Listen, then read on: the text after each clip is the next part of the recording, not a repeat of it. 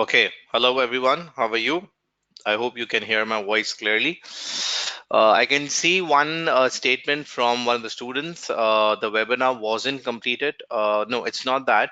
We did complete the two important areas. Uh, yeah, I did mention about the link. So I will be sending you the link of transfer pricing, right? I need to send you the video link of transfer pricing. So that is something I just need to share with you people.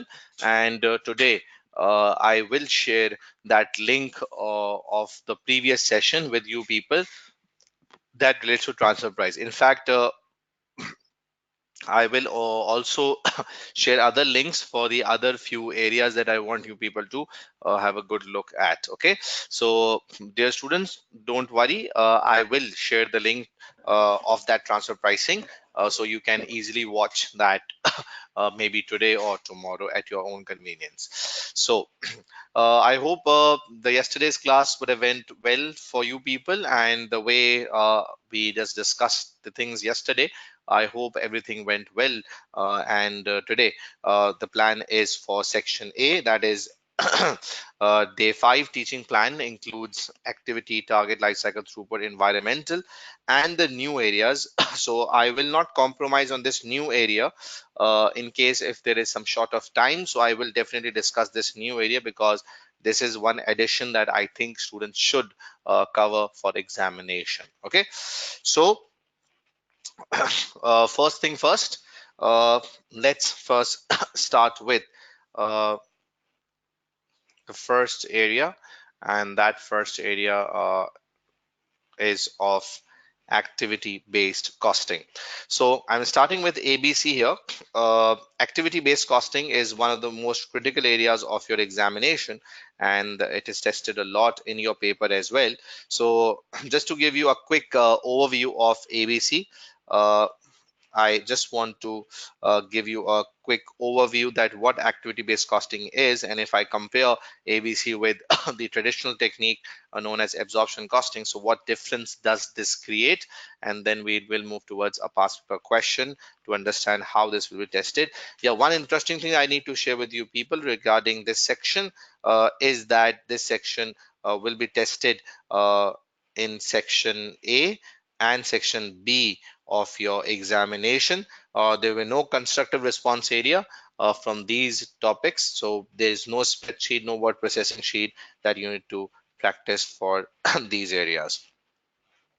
So without wasting time, let me give you a quick overview.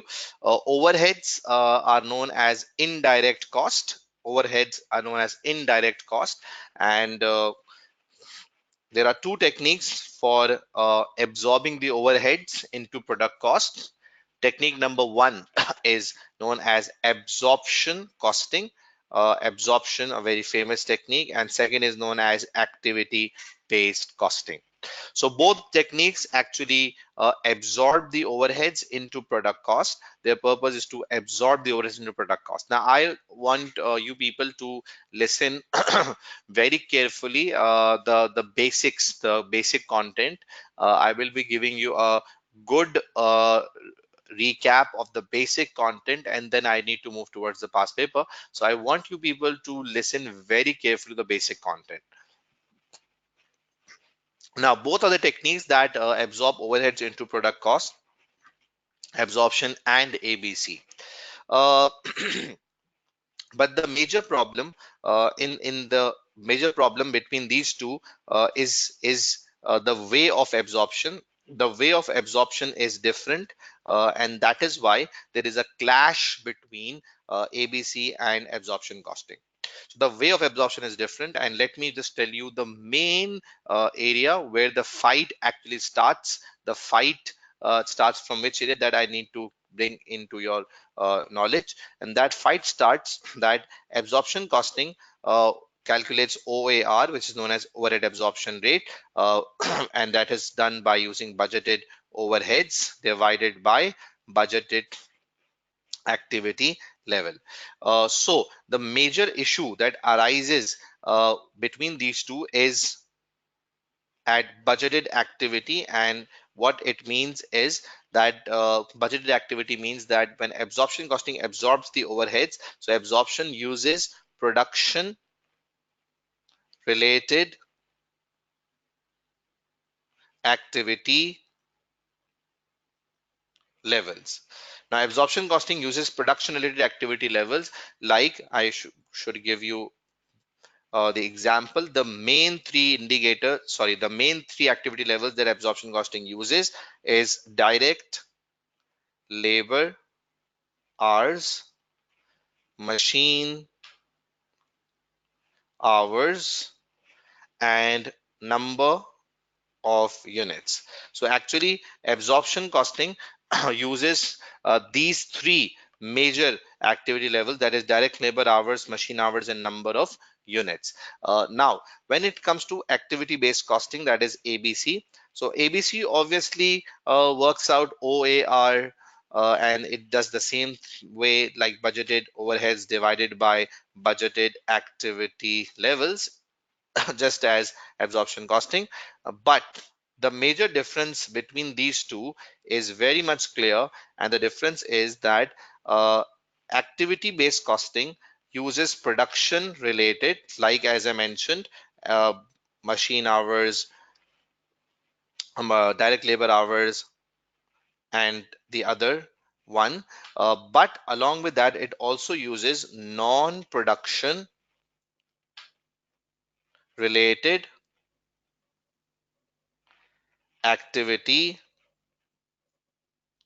levels. Okay, so it uses production related as well as non-production related activity levels. So friends, if someone asks you what is the difference between the absorption technique of ABC and absorption costing, so your answer should be that ABC absorbs overheads on the basis of production related activity levels as well as non-production related activity levels, whereas absorption costing just absorbs overheads on the basis of these production related activity levels. So this is the basic difference between these two. So I will through questions show you what I mean to say by non-production related activity levels, whereas we did discuss what are production related activity levels.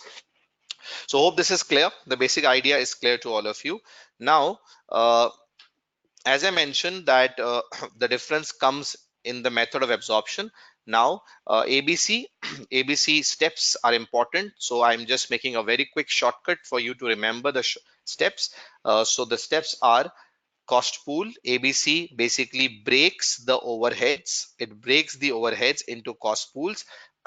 Cost pool is also known as activity. So you can call cost pool as activity. And then it tries to find logical cost drivers for each cost pool. What are cost drivers? So cost drivers are known as activity levels like machine hours, labor hours. These are activity levels which are cost drivers. And what is activity? Activity is setup, material handling, supervision. These are activities. So cost pools, cost drivers, and then it works out the absorption rate for each cost pool, and then it absorbs the overheads into product cost. Now you can see I have just highlighted or I've just underlined the words, and I need to make a shortcut, and that is 2C 2A.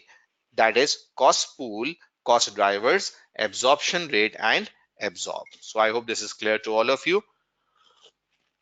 When it comes to activity based costing, so we need to remember the steps. Steps are 2C 2A, that is cost pool, cost drivers, absorption rate, and absorb.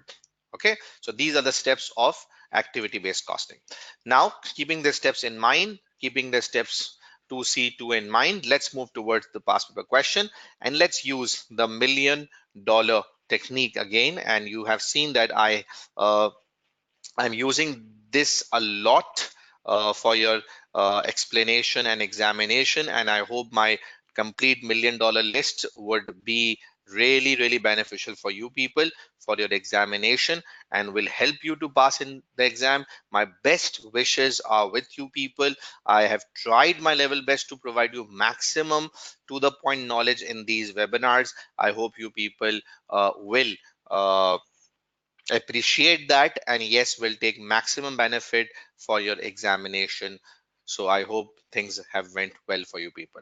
Okay, now as the focus is just towards what I mentioned before, is just towards section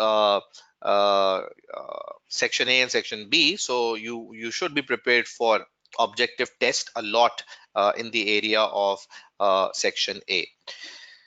So as I was mentioning, we will now quickly discuss the $1,000,000 points. Let me just quickly come to the question that we need to solve here.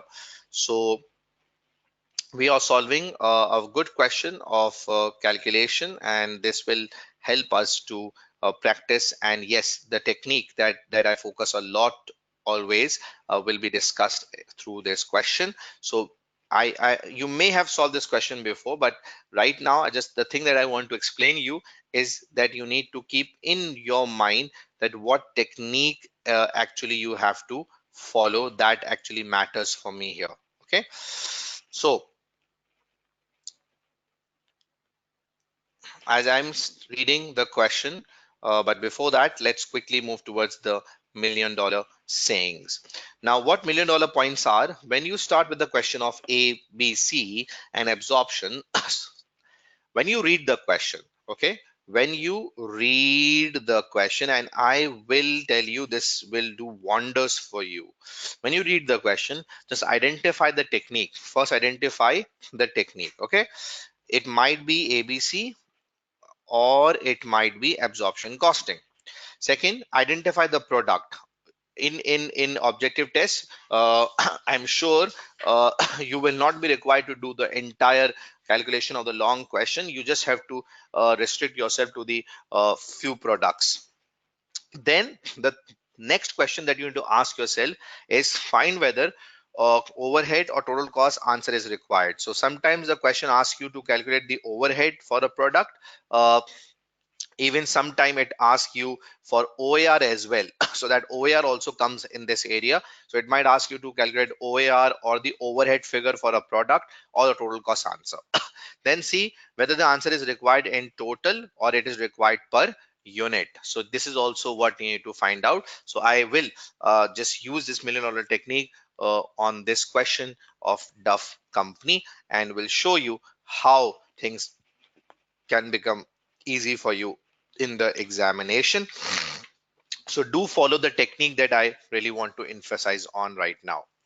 So Duff company manufacture three products, X, Y, and Z. You might have solved this question before, but yes, my emphasis is towards the technique, and uses cost plus pricing. Each product uses same material and same type of direct labor but in different quantities. For many years the company has been using full absorption costing and absorbing overheads on the basis of direct labor hours. Now once you see direct labor hours is mentioned here, so the next thing that should come in your mind is this is production related activity level, and this means company is currently using absorption costing. So whenever you see direct labor hours, machine hours, or number of units, it's a clear sign that company is using absorption costing. Budgeted production and sales volume for X, Y, and Z for the next year are 20,000, 16,000, and 22,000 units respectively. So we are provided with the direct cost, direct material, direct labor. Now remember, ABC and absorption has no fight on direct cost. So when it comes to direct cost, these two are really good friends of each other. Then we have batch size. Batch size means how many units will be produced in a batch. So it's batch size, units per setup. Number of orders per batch are also given. This is also per batch. And we have machine hours per unit. So it says that in the next year the company also expect to incur indirect production cost of 133740. So this is your overhead the company is expecting to incur this overhead. And the company has calculated the overhead absorption rate, which is OAR, and that OAR is 9.7 per direct labor hour. So this means when the OAR is worked out on the basis of direct labor hour, so this is absorption costing OAR that the company has worked out. So this is the OAR that has already been given to you. Now it says that what is the full production cost per unit of product Z? What is the full production cost per unit for product Z using Duff Company's current method of absorption costing? Now I just want to apply the $1,000,000 points and see how easy this will become for you people. And do give me your feedback if you like the technique. So first of all, you ask yourself the technique, the product, whether answer will be of OAR, overhead or total cost, and whether the answer is total or per unit. Okay, so come on, you start giving your input. Please, you start giving your input. I'm asking you questions. Just quickly write the answers. Now, if I just move towards this question, so can you tell me the technique to follow? What is the technique that we need to follow? So people are not replying. The technique is absorption costing. This is the first answer. Absorption costing, very true. Second, which product are we talking about? So the product is Z. Automatically things will become really easy for you. Z. Then what they are actually requiring you to work out. So do they need the answer of uh, total cost or the overhead cost? So they need the answer of full production cost. This means they need full production cost answer, that is the total cost. Then you ask yourself whether they need answer of total or per unit. So the answer is they need answer of per unit. So this is a very good technique. This will make exactly clear till when you have to perform your calculation and what should be the max of your calculation. So I hope these four things are clear. Okay. Now, as the technical absorption costing, so we all know that the company has already worked out the OAR. So let's start the calculation. Product is Z. Direct material cost is given to us, which is 28. And direct labor cost is also given to us per unit, that is 24 for Z. And the last thing that we need to include in this is overhead. So for overhead, what are we supposed to do is we need the OAR. So we do have the OAR of 9.7 per hour. But what is missing? What is missing here? So we need to multiply this with the labor hours. So we don't have labor hours right now, and we do need here labor hours. So what we gonna do here for labor hours? So the question is how to work out labor hours. So it's very simple. You see, you are provided with the labor rate per hour. We are provided with the labor rate per hour, and we can just use this labor rate per hour very easily. The labor cost per unit.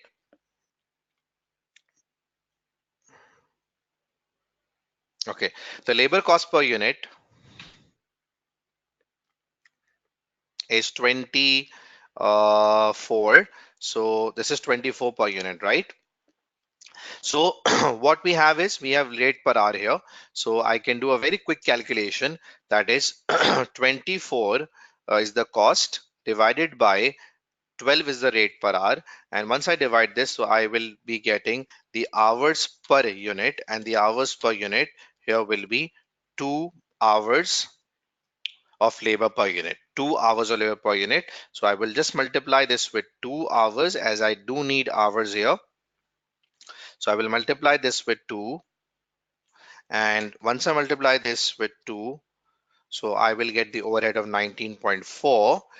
And once I add into this the other figures, so this makes 71.4, and the answer is A, 71.4 per unit using absorption costing. So I hope you do like the technique here. The technique was four things. Look at the technique, then the product, then the answer should be in overheads or total, and then per unit, or we have to give answer in per unit or total. So uh, okay, so let me just quickly tell you, we need to use absorption costing, and it's product D, sorry, product Z. So I've used product Z, direct material, direct labor, that are given here in the question. Okay, I just wanted to absorb the overheads. So we are provided with the OAR of 9.7. So this is 9.7 multiplied by labor hours. We were not given with the labor hours, so we need to work out. So the cost per labor is 24, and the rate per hour is 12. So once you divide the cost with the rate, so you get hours per unit, and the hours per unit are 2 here. So these hours per unit 2 is the one that I've used here, because you need to remember that if we have worked out the OR on the basis of labor hours, so we will only absorb on the basis of labor hours.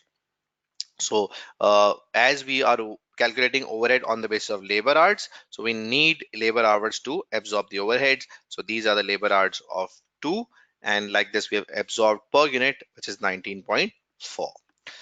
So I hope this is clear. Like the technique, everyone? Yes. Now let's apply this technique to the other question and see what happens. So it says, what is the overhead cost per unit for product X using ABC costing? Now, friends, tell me 4 things. I'm asking you 4 things. Quickly tell me. First of all, which technique do we need to follow? Come on, start writing. ABC. Which product are we talking about? X. Perfect.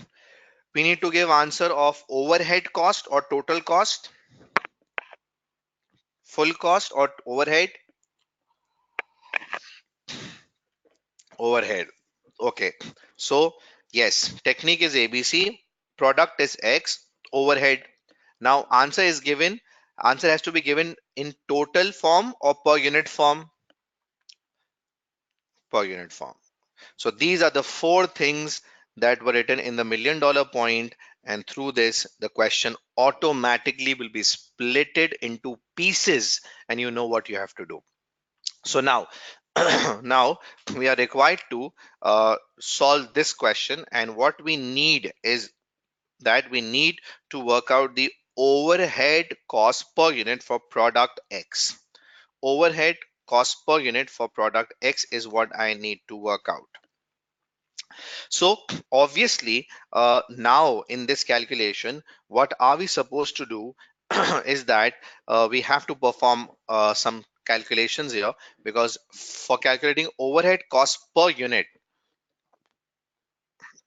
I need to break this overhead, as ABC does break the overheads. So once the ABC break the overheads into cost pool, so these are the cost pools. As you just saw the steps, this is step 1, break the overhead into cost pool. Step 2, for every cost pool, find out cost drivers. So we are provided with cost drivers like machine setup will be absorbed on the basis of number of batches. Material ordering cost will be absorbed on the basis of number of purchase orders. Machine running cost will be absorbed on the basis of number of machine hours, and same for general facility cost based on machine hours. So keeping all this in mind, let's now try to work out the OAR. So as ABC breaks the overheads into cost pools, and for every cost pool tries to find out cost driver, this means we need to work out OAR for each and every cost pool. So we need to work out the OAR for each and every cost pool, and for that I need to perform certain calculations. So let's start with the calculations. We have we are given with 4 cost pools, and the name of the cost pools uh, are setup, okay, ordering cost. Please just concentrate so that you don't get confused. uh Running cost and general facility cost. Okay, so the figures are given to us, and the figures are 280,000 for setup, 316,000 for machine.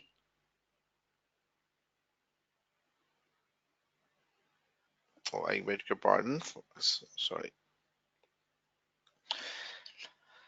Let me just pick the figures from here. So, yeah, these are the figures. It's 280,000 for setup, 316,000, 420, and 361, 400. So, friends, you need to find out here that we need to work out four OARs. Now, this is our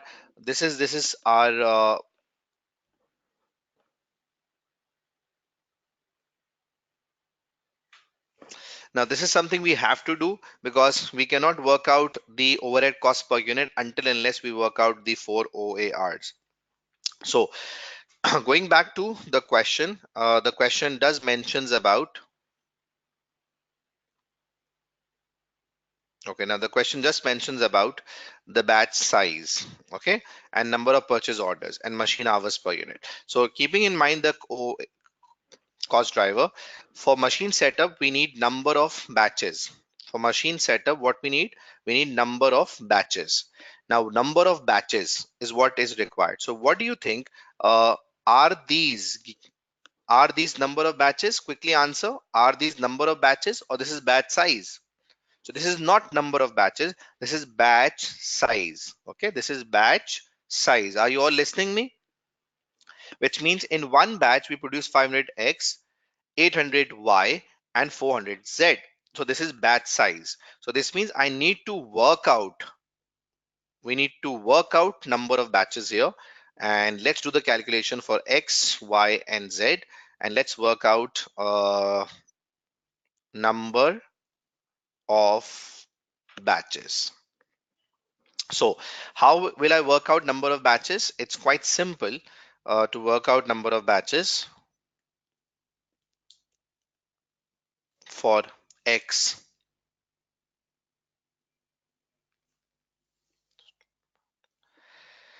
So how many units are we required to produce for X? It's 20,000, right? 20,000. So if I use this 20,000 and I divide this with 500, so the answer that I'll get is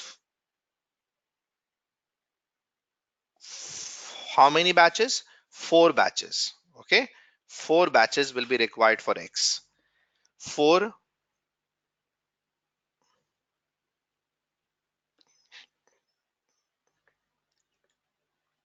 40 batches, sorry. 40 batches will be required. So this is how we need to work out the batches. And let me show you the calculation here. So 20,000 units divided by 500 is the batch size, which means 40 batches are required for X. Same you need to perform for Y. The units for Y are given 16,000 from the question divided by the batch size is 800 and the number of batches 20. For Z, it's again same, 22,000 units divided by 400 is the batch size and the number of batches are 55. So keeping this in mind, if I just add these all, so the total batches now becomes 115. So we are required to absorb on the basis of number of batches. Yes, do keep this in your mind. We are required to absorb on the basis of number of batches, and this information that was given is not number of batches, rather than these are batch size. So 115 are the number of batches, and now I'll divide this with 115 batches and I will get OAR, and the OAR here is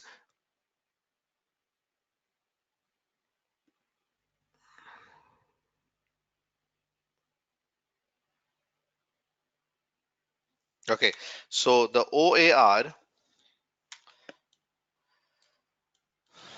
is 2434.78 per batch. I hope this is clear to all of you. The OAR calculation of setups. So this is what was required in the question as well. Do you agree with me on this point? We need to work out number of batches. Then it says that for material ordering cost, we need number of purchase orders. Okay, purchase orders. So do we have purchase orders given in the question? Let me check. We have number of purchase orders. Yes, we do have, but but but but this number of purchase orders are what? Per batch. Per batch. Okay. So this is what is not required. We need total number of purchase orders, and this is per batch, which means one batch, four purchase orders. For X, for Y, five purchase orders. For Z, per batch is four purchase orders. So what I can do here is, it's very simple. As I've worked out the number of batches, now I can work out the total purchase orders by multiplying these with 4, 5, and 4. And these are what? These are purchase orders per batch. Okay, so once you multiply purchase orders per batch, you get the total purchase orders, and total purchase orders now will be 160, 100, and 100 and 220. Okay, so these are the purchase orders, and once you add all, this makes 480 purchase orders.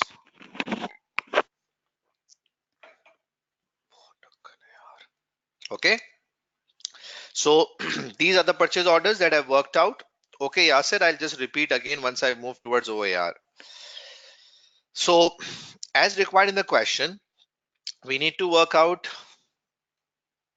purchase orders, and we did worked out purchase orders, and you can see the purchase orders now have been worked out. So what we were provided in the question was number of purchase orders per batch. Okay, so it's time to work out the OAR. 480 total purchase orders we have, and this is how we perform OAR calculation, Yasir. The ordering cost is 316 divided by 400 and batches, 480 batches, the total. So the per batch cost, sorry, sorry, purchase order. So the cost per purchase order is 658.33 per order. So these are the purchase orders, not batches. These are the batches, these are the purchase orders. Okay, so we perform a normal calculation of OAR, that is budgeted overhead divided by budgeted activity level is equals to OAR. Okay, Yasir. So I hope this is clear how we have performed the calculation of number of batches and number of purchase orders. Through everyone, is this clear? Now I need machine hours for the remaining two cost pools. And as we just saw in the question, that these two will be absorbed on the basis of machine hours. So I need total machine hours here. And once I'll get the machine hours, then I can do the calculation. So what info I have here in the question, I have been provided with machine hours per unit. I have machine hours per unit. So now I can use these hours per unit of machine, and those are 1.5, 1.25, 1.4. Then I'll multiply these with the number of units. So the units are 20,000, 16,000, 22,000. And once you multiply, so you will get machine hours here, 30,000 for X, 20,000 for Y, 30,800 for Z, and once you add, so the total makes 80,800 machine hours. Okay, everyone, are you all listening? Is this clear?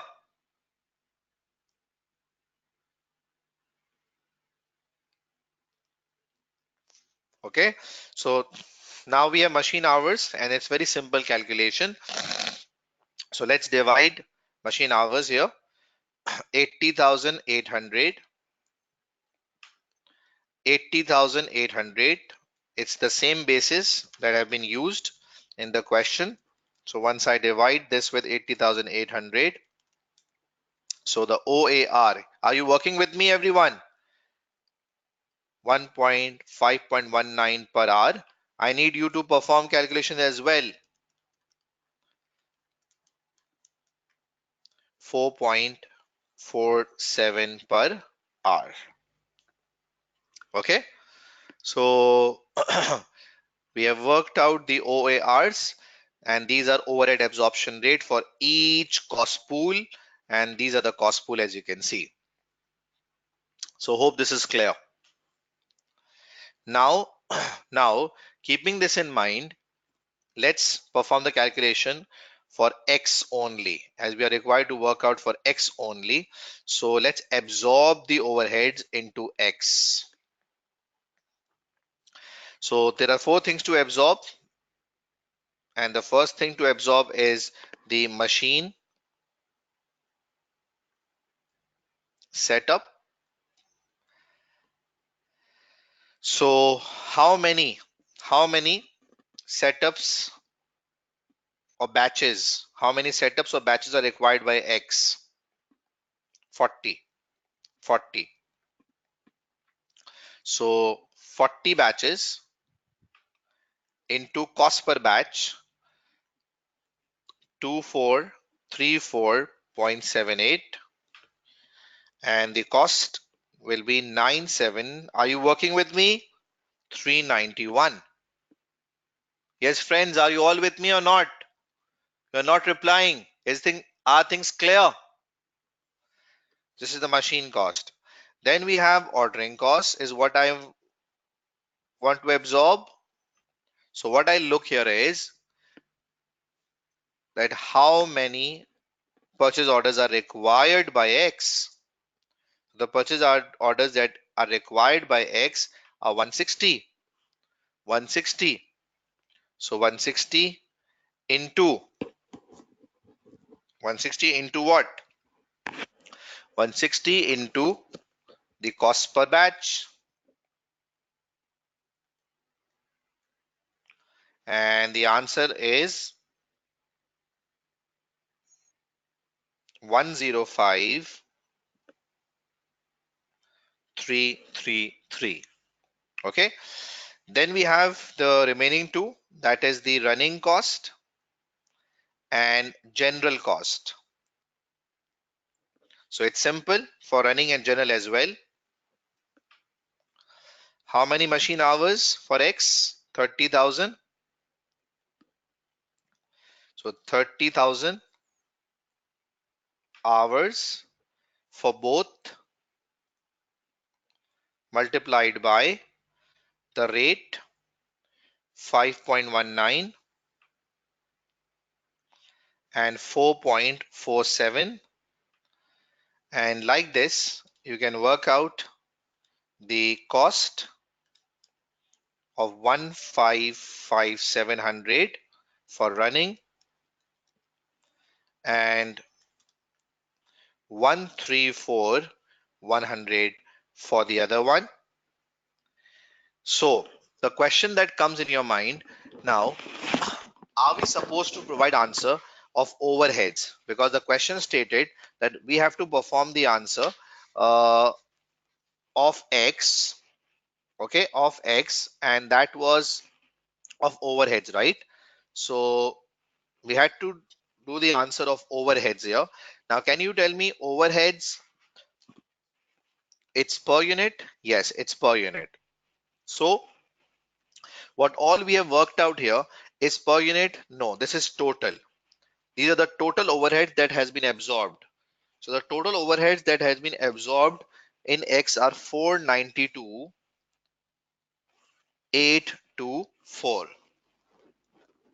Okay, so total overheads have been absorbed are 492,824 because these are total batches. These are total purchase orders for all the number of units. These 30,000 hours are total 30,000 hours for all the units. So as we have multiplied these with the total batches, orders and hours, so the overhead that I've absorbed is the total, and I need to bring this per unit. So I'll divide this with the X number of units, and the X units are 20,000. So the overhead per unit as per absorption costing will be 24.64 per unit. Okay, so it's 24.64 per unit. This may be due to the rounding off. Okay, Marina Williams, this is just because of the rounding off, so don't worry, right? So this is the answer, which is 24.64. Yes, we were required to do a lot of calculation in this question because we wanted to work out cost pools, cost drivers and OARs until and unless we could not have performed the calculations. Okay, so I hope this is clear to all of you. Now, if I go back and see, the answer is B, 24.64. Okay, now let's move towards the next question where it says that using activity based costing, uh, total overheads allocated to product Z amounts to 576, 583. What is the full budgeted production cost per unit using ABC? So four questions I'm asking you again. Tell me, which is the technique? Tell me the technique. Technique is ABC. Product is Z. You are breaking the question, okay? Answer has to be given for overheads or full cost. So it's full cost. And answer has to be given per unit or total. So the answer has to be given in per unit. See, by these four, we break the entire question. So it's very simple now. They have already worked out the overhead cost for Z. They have already worked out the overhead cost for Z, so we do not have to absorb. They have already worked out the overhead cost for Z, which is 576, 583. So we just need to do one thing. We need to divide this with the number of units of Z, and the Z number of units given in the question are 22,000. So once I divide this with 22,000, so I will get the answer of per unit, and that per unit answer will be 26.21. So this is what? This is overhead per unit as per ABC. So it's a very good question and an easy question because they already gave us the overhead. So we just had to divide this with the number of units. Now, this is the overhead cost per unit. So what else I need to do is simple: direct material, direct labor, overhead cost. So overhead is 26.21. Okay, and I need direct material and direct labor from the question that are already given for product Z, and those are 28 and 24. 28 and 24.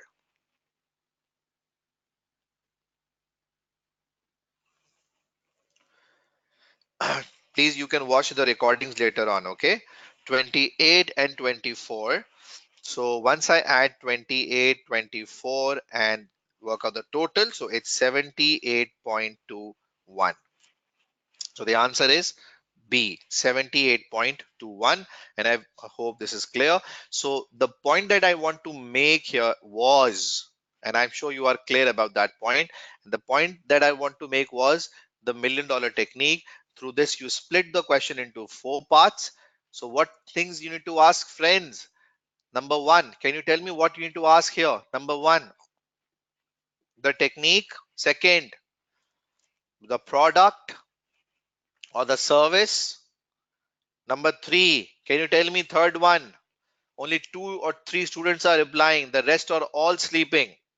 The third is overheads or full cost. Fourth is per unit or overheads. So did you like the technique, everyone? What you say? Is it helpful? Is this $1,000,000 points helpful? Okay. So I hope this is helpful and this will make things very much simple. Now, coming towards the advantages of ABC. So ABC results in fair allocation of overheads. Okay, fair allocation of overheads. The reason is very simple. For this, I will just use my calculations as a support to just ensure that you do understand how ABC results in fair calculation of overheads. So see, the best part of ABC is that for setup cost, ABC chose number of batches. So batch is a more realistic cost driver for setup costs, whereas absorption costing was using labor hours for absorbing the overheads, which had no connection with setup. Okay, so setup has a reasonable connection with number of batches. The more the batches, the more the setup. Secondly, ordering costs. So the cost driver that ABC chose for ordering costs is not direct labor hour, which was done by absorption costing. Rather than it chose what? Number of purchase orders. So ordering cost has a very strong connection with purchase orders. The more the purchase orders, the more the ordering cost. The more the batches, the more the setup cost. So these are realistic cost drivers which you can see here. Okay. So I hope this is clear to all of you. So then we have running costs. Now for running costs, it's machine hours. So does machine hours are realistic for running costs? The answer is yes. Very simple. The more the machine hours will be, the more running of machine will be done. The more the machine hours will be, the more machine will run. And yes, this is a direct connection of cost pool with cost drivers. So absorption costing was using direct labor hours for setup, for ordering, for running, which means there was no strong connection of absorption costing. But ABC tries to connect. So for setup, chose batches, realistic. For ordering cost, chose number of purchase orders, realistic. For running of machine, chose number of machine hours, realistic. So it tries to find realistic cost drivers. Okay. So that is why it results in fair allocation of overheads. ABC is useful when overheads are significant, and remember, in today's environment, overheads are significant because today's environment is machine-based environment, and in machine-based environment, overheads are significant, and that is why we need a good technique like ABC costing to handle the significant overheads. Okay, then we have cost controlling. So it provides you a good chance to control cost. Now how is that? So it's very simple. If you just look here in the solution again, that for example, if I reduce the number of purchase orders, if I reduce the number of purchase orders, so as PO will go down, so purchase order will go down. So as the purchase orders will go down, the ordering costs will go down. So this means you have a very good opportunity to control the cost by controlling cost drivers. If your cost drivers goes down, your cost pool cost will go down. Okay. Then we have, it covers all overhead, not just production overheads. So yes, absorption costing in inventory valuation only considers the full production cost. That's it. Absorption costing just covers full production cost. it does not absorbs the non-production costs in inventory. Whereas ABC covers all the overheads, that is, it covers production overheads as well as it covers non-production overheads. And let me show you how this best is done by ABC. So if you remember that absorption costing was absorbing the entire overheads on the basis of labor hours, if I'm not wrong. Yes, labor hours. And labor hour is what? Production related activity level. As I mentioned initially, labor hour is a production related activity level. So it was absorbing overheads on the basis of production related only. But when we came to ABC, so what ABC did? ABC used number of batches. ABC used number of purchase orders. So these are not production related, rather these are non production related.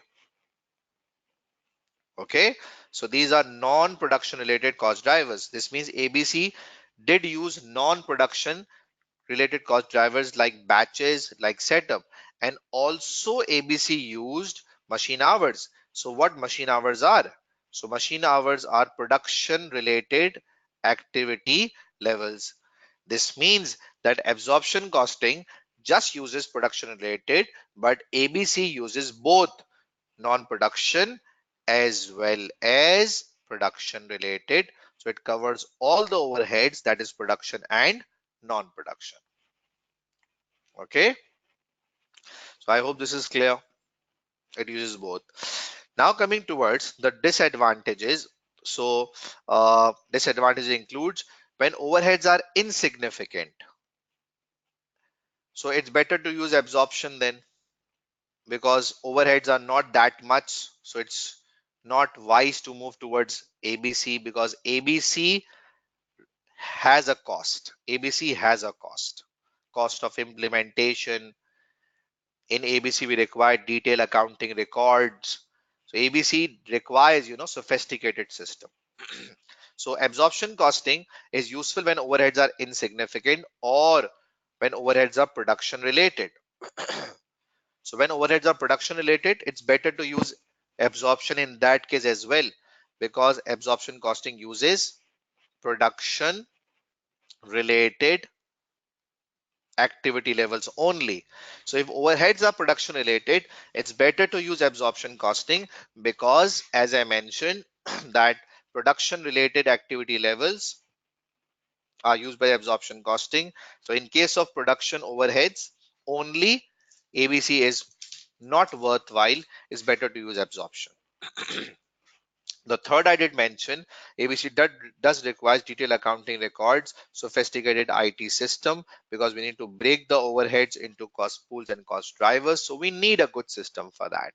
So yes, ABC is costly. And when you feel like that the benefit of ABC is less than the cost, so it's not worthwhile to implement ABC. So let me make a good connection.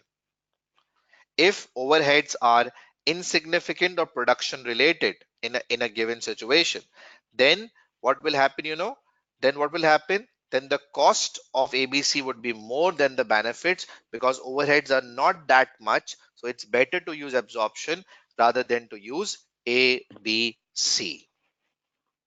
Okay, so these are the positives and the negatives of activity based costing. I hope this is clear. Any questions, anyone?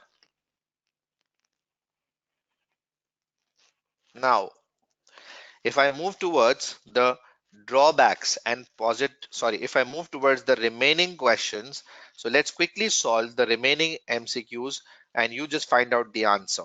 Are you ready, everyone? Which of the following statement about ABC are correct? Just tell me very fast. ABC can be applied to all overheads, not just production. Is this true? Yes, I did mention in the advantages that it covers both production and non-production.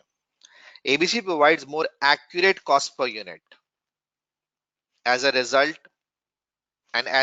pricing should be improved. This is true. Yes, this is true. Okay. Then ABC recognizes that overhead costs are not all related to production and sales. Is this true? Yes, this is true, as it covers both production and non-production. Then it says ABC will be of limited benefit if overhead costs will be of limited benefit. Okay. If the overhead costs are primarily volume, which means production. Okay. Primarily volume or production related, or if overheads represents a small proportion of overall cost. So the answer is what, guys? The answer is yes, true. Because when overheads are insignificant, as I did mention before, so it's worth it using absorption, not ABC. Okay, the correct option is D. So I hope this is clear to all of you. Now, let me just give you the last recap. As I mentioned initially, that absorption costing absorb overheads only on the basis of production related activity levels. Those are labor hours, as we saw in the question, machine hours, or number of units. So in this Duff company question, the company was absorbing the overheads using absorption costing only on the basis of direct labor hours, which had no connection with the overhead cost. Okay.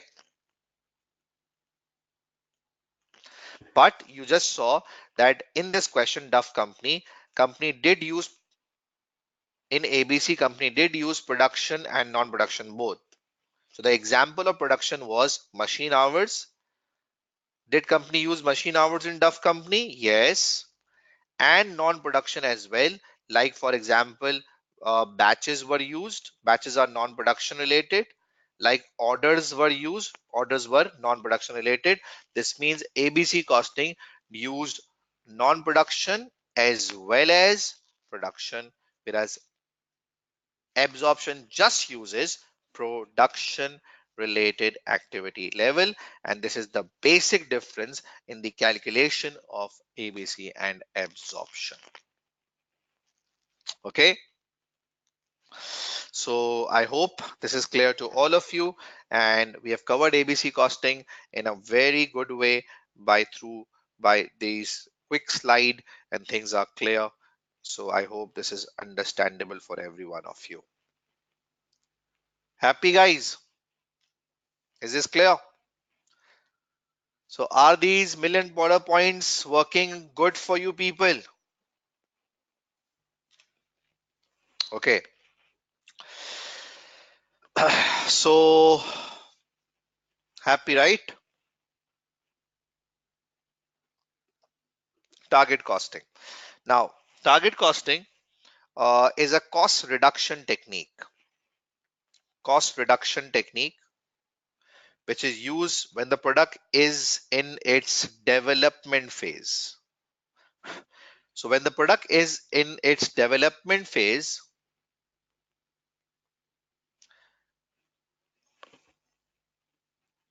yeah, under absorption, under over absorption can arise. Okay. So when the product is in its development phase, we use target costing. So what we do in target costing, the first thing is we identify the market price by conducting a survey. Now, as I mentioned, that this technique is used when the product is in its development phase, which means target costing is used when the company hasn't produced the product yet. The product is in which stage? Can you tell me, guys? The product is in which stage?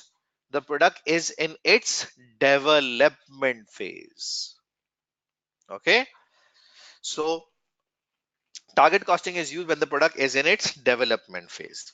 So by conducting a survey, by understanding the entire market, the competitor, market conditions, customer requirements, what customer actually require.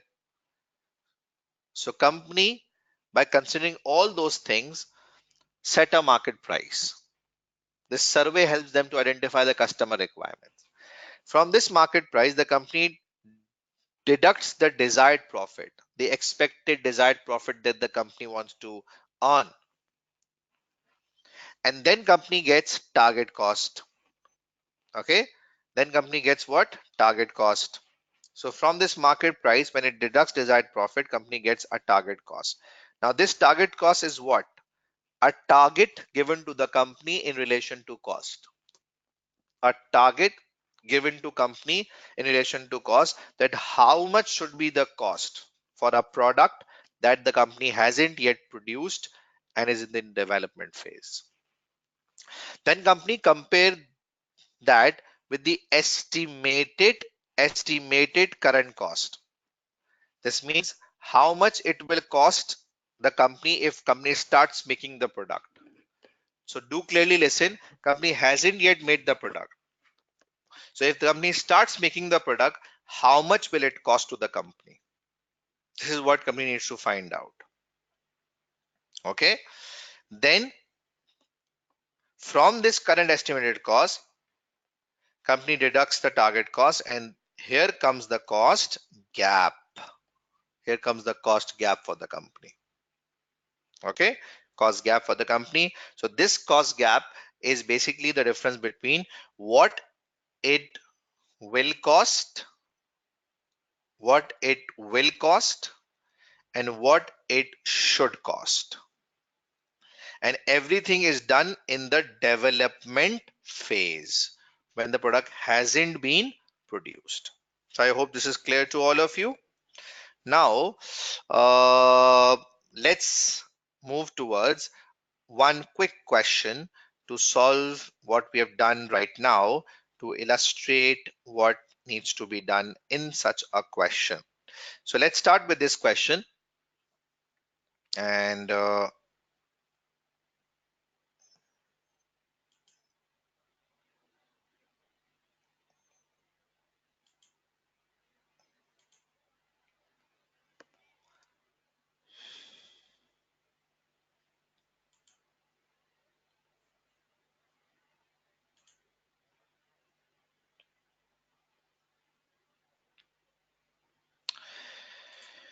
okay, so as you can see,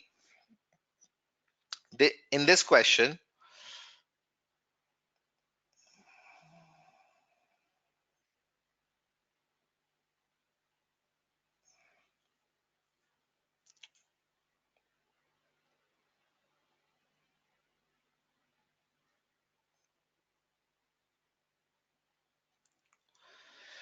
Helot company develops and sells computer games. It is well known for launching innovative products.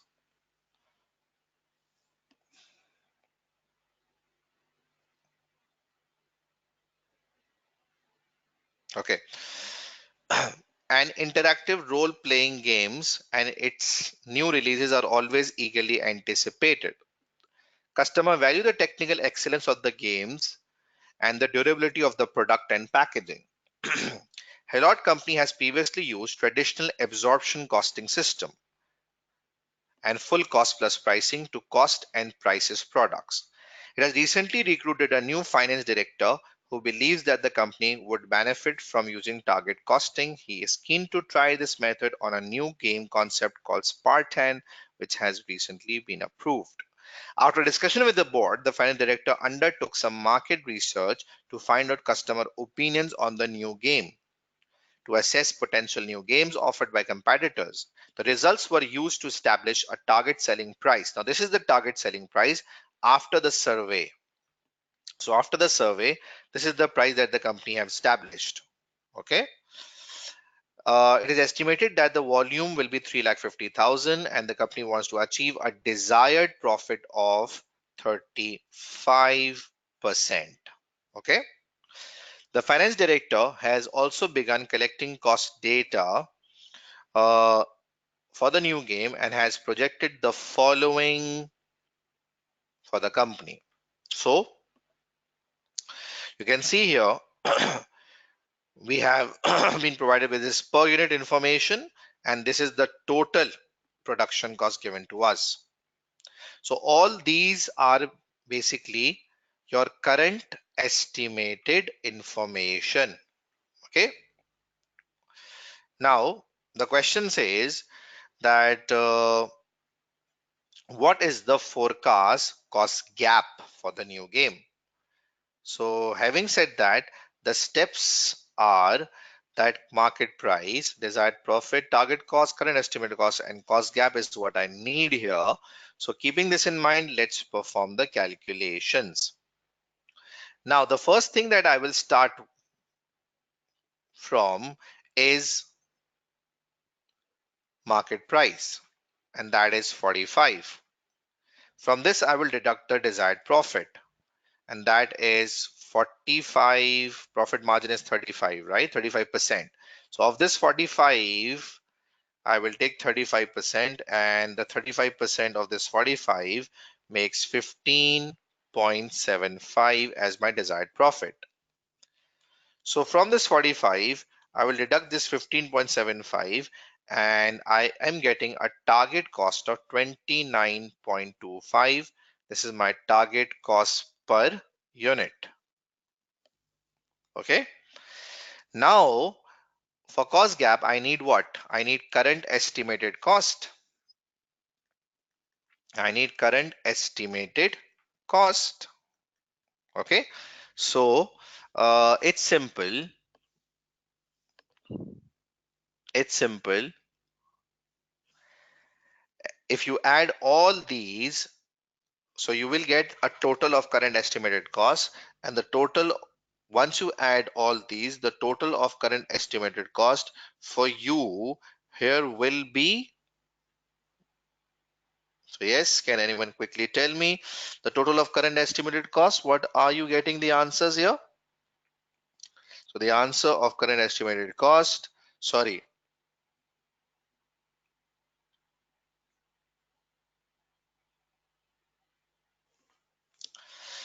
2.5 plus 5.05 plus 0.45 plus 2.5 plus 5.05 plus 0.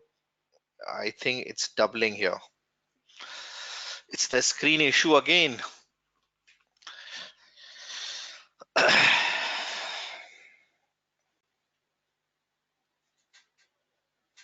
Okay, anyone can just help me out? What is the total of this cost? It's 20.3. Okay, it's 20.3 plus I need to add these all.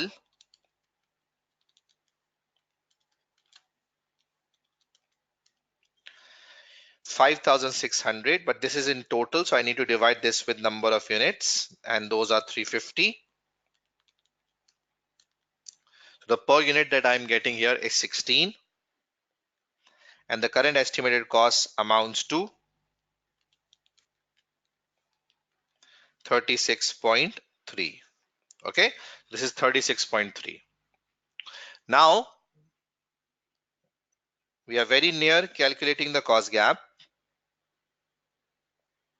So the cost gap is 36.3 minus 29.25.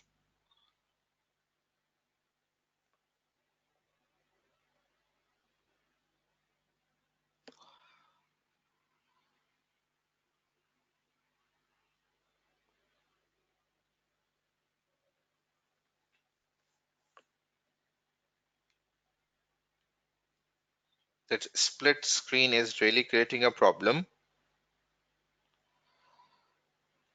Yeah, now it's fine.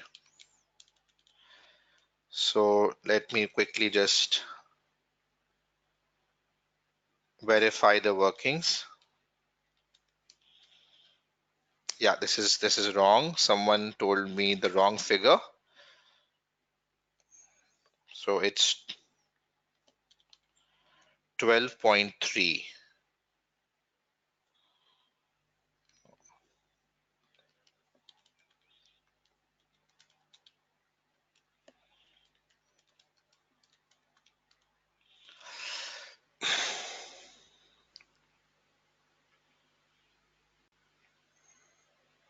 Things are not working well here, and system is getting very much slow. So it's 15.3, this figure, if you add, and this is 31.3. So keeping this in mind, 31.3 minus 29.25 is 2.05. So because of the split screen, I was not being able to work out this total, and one of the students just told the wrong figure.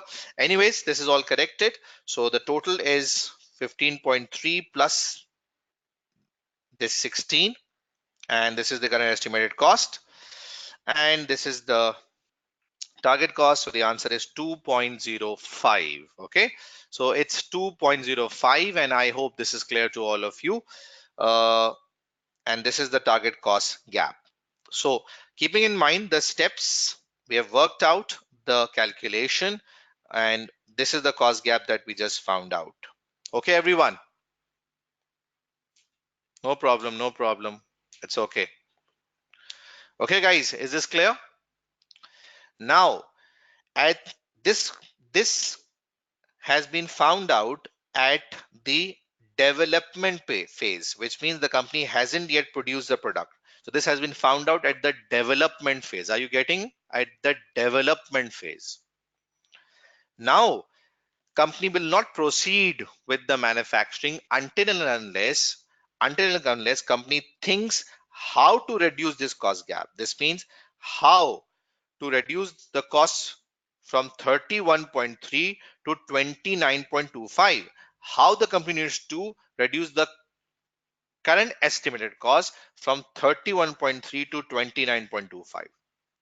So for that, company will think how to reduce the cost gap, and these are the ways through which the company can reduce the cost gap. So the ways are using cheaper material, reduce material losses, using cheaper labor training. Now, yes, using cheaper material and using cheaper labor, make sure that quality should not be compromised. Quality should not be compromised. So you cannot compromise on quality by reducing the material cost and labor cost. Go for cheaper options, but quality should not be compromised at any situation. Okay. Material losses, yes, if company reduce the losses, the material cost will go down, and this will help to cut down on the cost gap. Provide training. Yeah, does training helps? Yes. Learning curve impact, we all know. If you train the people, people will learn. Once they learn, the learning curve impact helps to reduce the cost gap, because once they start making products more and more faster, so the cost will reduce because they will be taking less time to produce the product. So we all know the impact of learning curve, yes, is always very lively in each and every area. Reduce overheads by ABC. We just discussed about ABC. We can reduce overheads by controlling the cost drivers that can help us to control the cost. Move to machine intensive environment. Yeah, if you move to machine intensive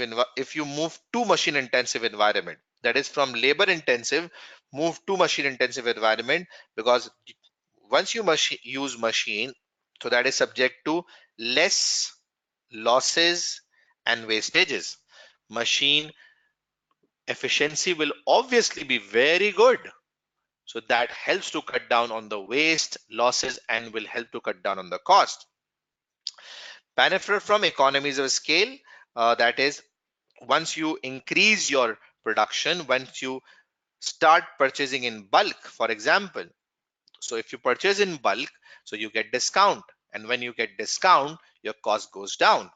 So economy of scale means you have started producing in a higher quantity that results in bulk purchases, for example, and this helps to cut down on the cost due to discount. Then perform value analysis. What is value analysis? It's very simple. That is, focus on value adding features and ignore non-value adding features. That is, you just focus on value adding features. That is, the customer that values, you just include those things in the products. Now, as I mentioned, that initially we conduct a survey. So once we conduct a survey, at the initial phase, we do understand about the customer requirements, and those that customer requires, you should add those in the product and remove all those non-value adding features that customer is not impressed with. So once you remove the non-adding feature, this help to cut down on the cost. For example, you make cell phone and customer require good cell phone features. So invest more on good cell phone features. But customer are not impressed by what box you use for the cell phone, what design of the box is, how good printed the box is. So customer doesn't value the box and the printing of the box. So this means don't spend too much cost on that, because the box is a non-value adding item for the customer. Don't focus on that. Just focus on what? Value adding features. So value analysis is also known as value engineering. What I said, guys, value engineering, which says that focus on value adding and eliminate non-value adding. Okay. Talal, I did mention at the initial stage of the class that I didn't updated that I will do the transfer pricing video today. The link of that transfer pricing video I will share on the WhatsApp group. Okay. So value analysis is this, that focus on value adding features. Now, having understood this, let's quickly move towards a very quick question to see that how cost gap will be eliminated in case of this question. So I'm just giving you certain options. You quickly decide and tell me.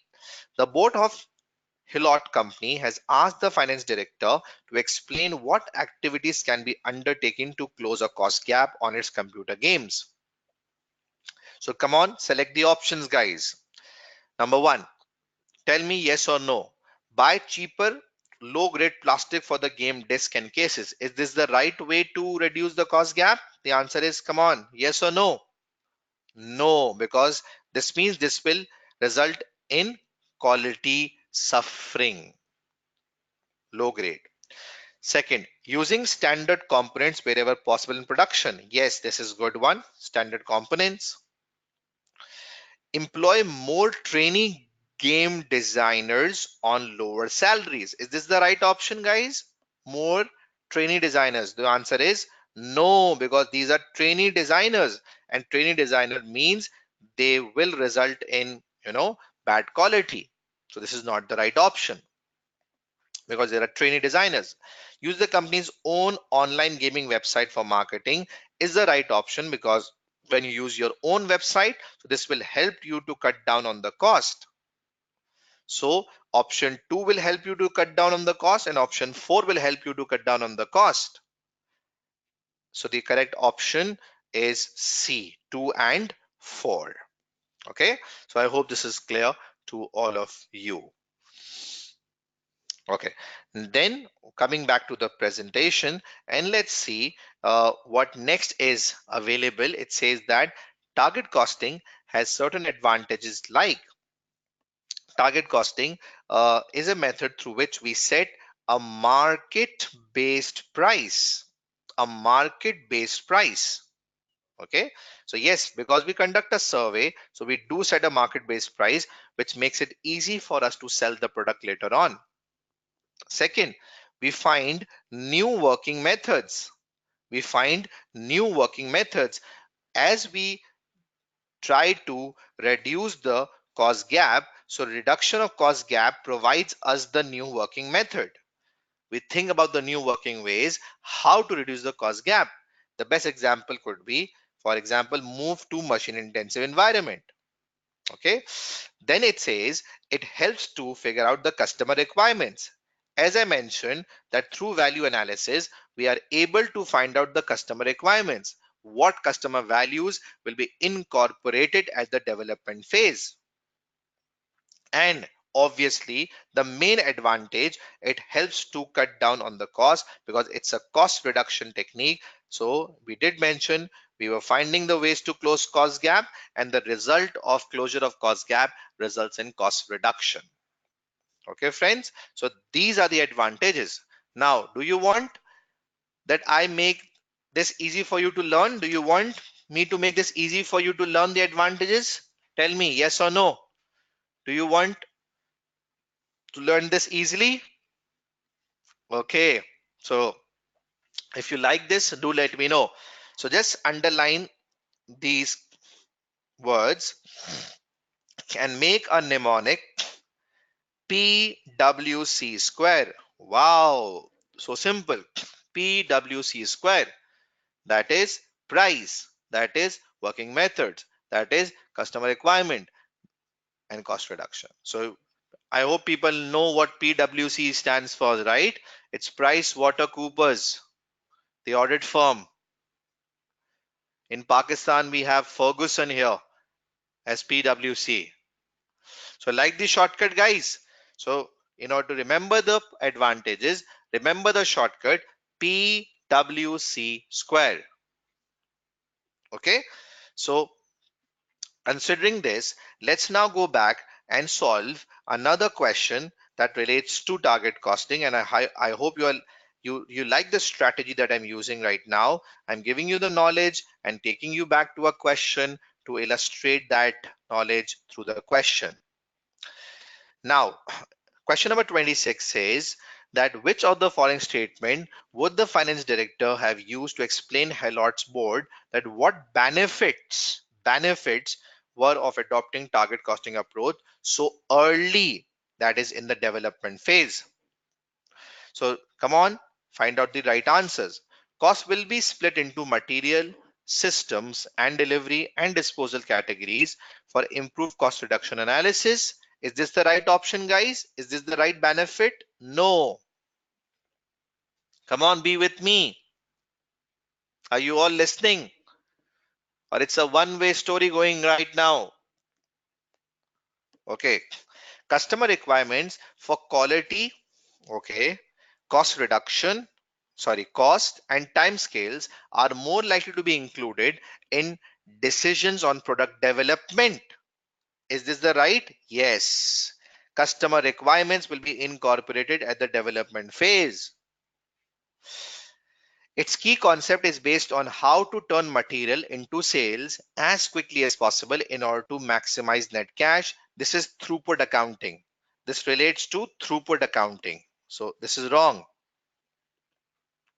Last, the company will focus on designing out costs prior to production rather than cost controlling during live production. This is true.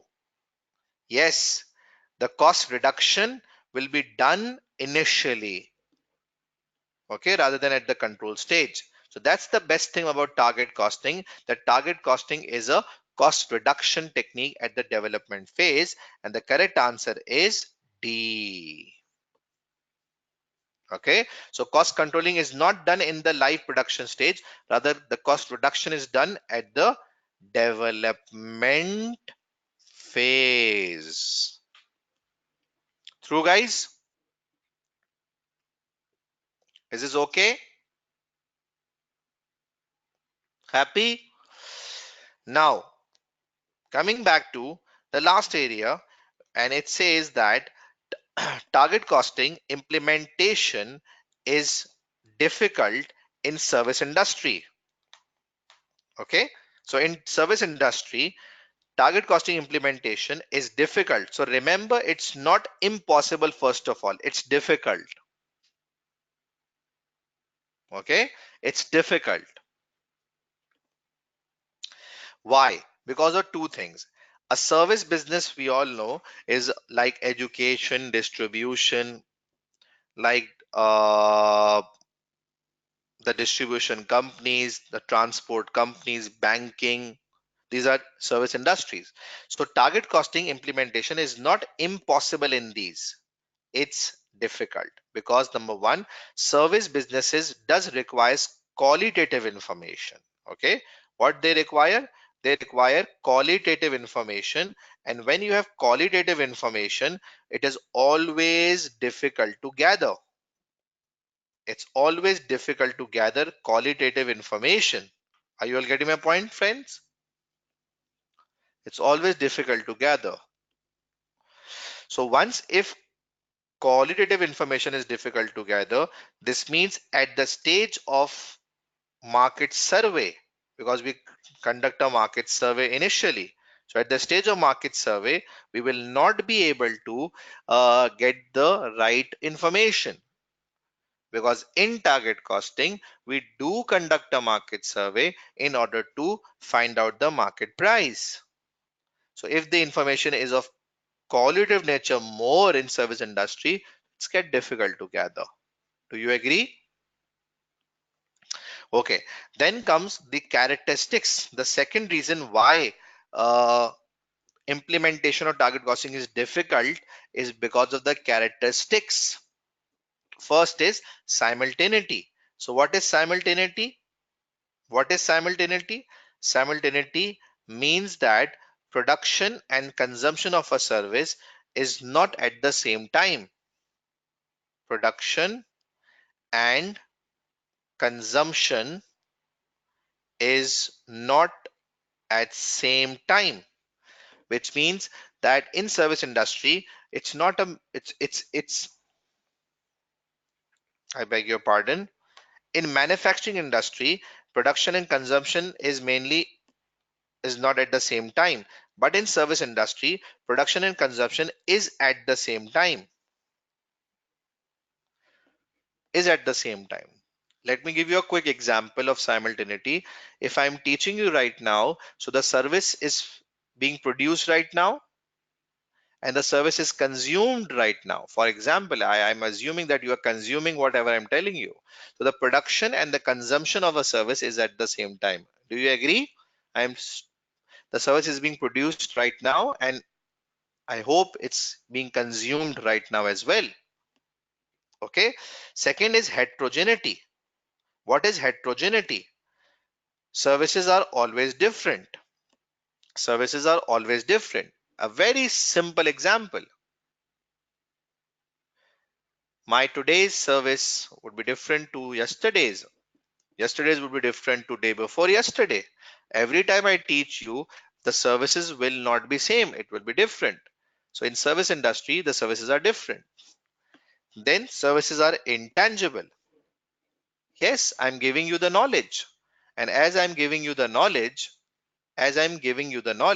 so the knowledge is intangible. Knowledge of target costing, knowledge of ABC costing, this was all something intangible that I was explaining you. So something intangible was coming out of my mouth, and I hope if was going in your brains. This was all intangible. And services are perishable, which means cannot be stored. You cannot store a service. A pure service industry, in a pure service industry, we cannot store a service. Services are perishable. So my live services are available till 11:15, for example, today. After 11:15, my live services will not be available. So the live service will end. So services are perishable.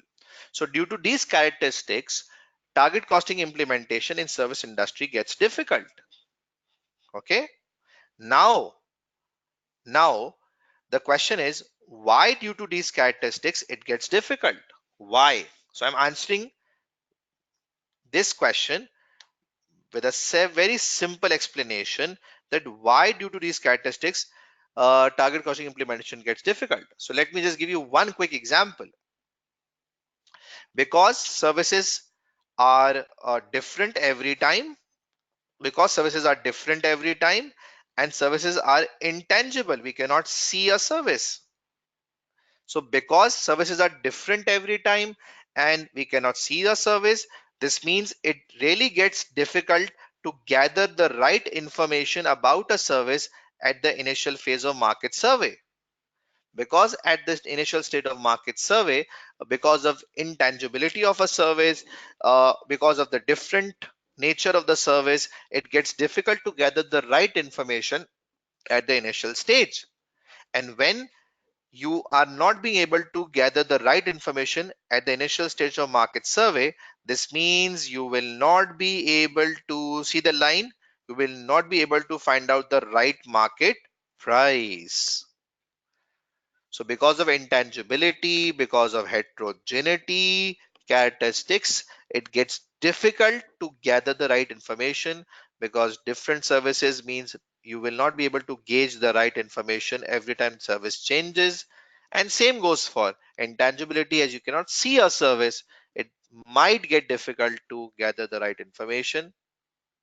So because information will not be appropriate at the initial stage, you will not be able to set a correct market price, and the rest process will be disturbed, as the rest process depends on market price. So I hope this is clear to all of you. A quick example would have made this clear why it was difficult. Now, economies of scale means that as you start producing in bulk, your cost reduces. The best example is bulk purchase. Okay. So now you solve this question and let me know what the answer is. Helot company is thinking about expanding its business and introducing a new computer repair service for customers. The board has asked if target costing could be applied to this service. Now this is a service business. Okay. So which of the following statement regarding services and the use of target costing within service sector is true? Which of the following is true? So tell me, the purchase of service transfers ownership to customers? No. In service, there is no transfer of ownership. In service, there is no transfer of ownership. I'm explaining you target costing. So, did you become the owner of target costing? Or I was ever the owner of target costing? No, we are not owners. There is no ownership of anything in service industry. Yeah, it is in manufacturing, but not in service. Second, labor resource usage is high in services related to material requirement. This is a true statement. This is a true statement. In service industry, labor is more involved. In every service sector, you just take out and see material is used less and labor is used more. The third, a standard service cannot be produced. So standard service cannot be produced. So target costing cannot be used. So we cannot use target costing in service industry. We can use. We can use.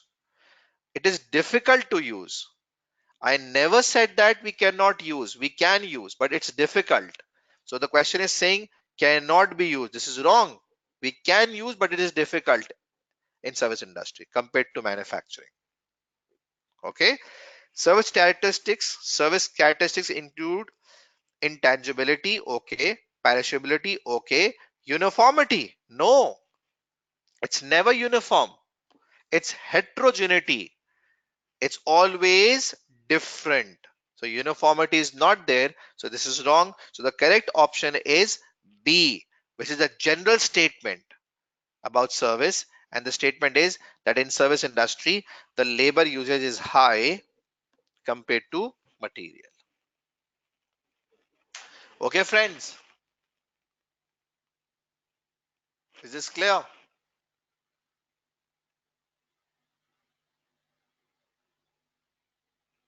Are you happy? Have we cleared? Have we? Are we clear on this area of transfer of target costing and ABC?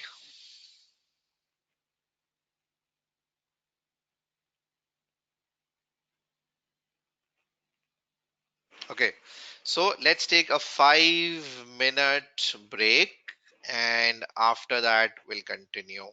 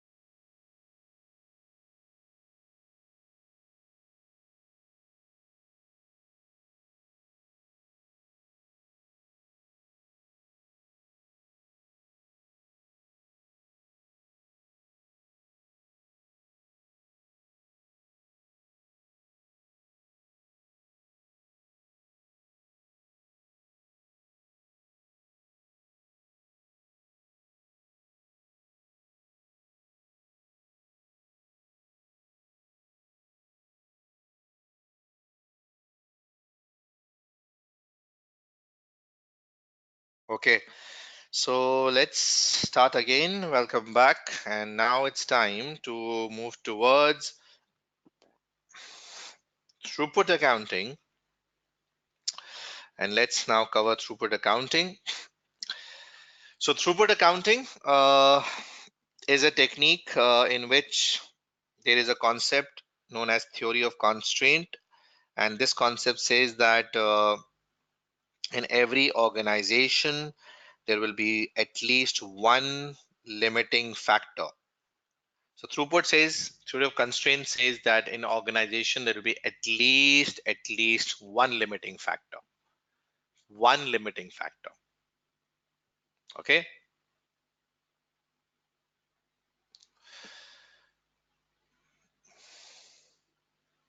Okay. So it says that to deal with those limiting factor, you have two solutions. One is a long run solution and one is a short run solution. Long run solution says that eliminate the limiting factor, which means that if you have a machine hour shortage, then what you call uh, if you have a machine hour shortage, then you buy a new machine. So the shortage will be over. So eliminate the limiting factor. And the short run solution is throughput accounting. Short run solution is deal with the limiting factor. Long run solution says eliminate the limiting factor, which means if you have much material shortage, buy new material. If you have labor shortage, buy new, hire more labor. But if you have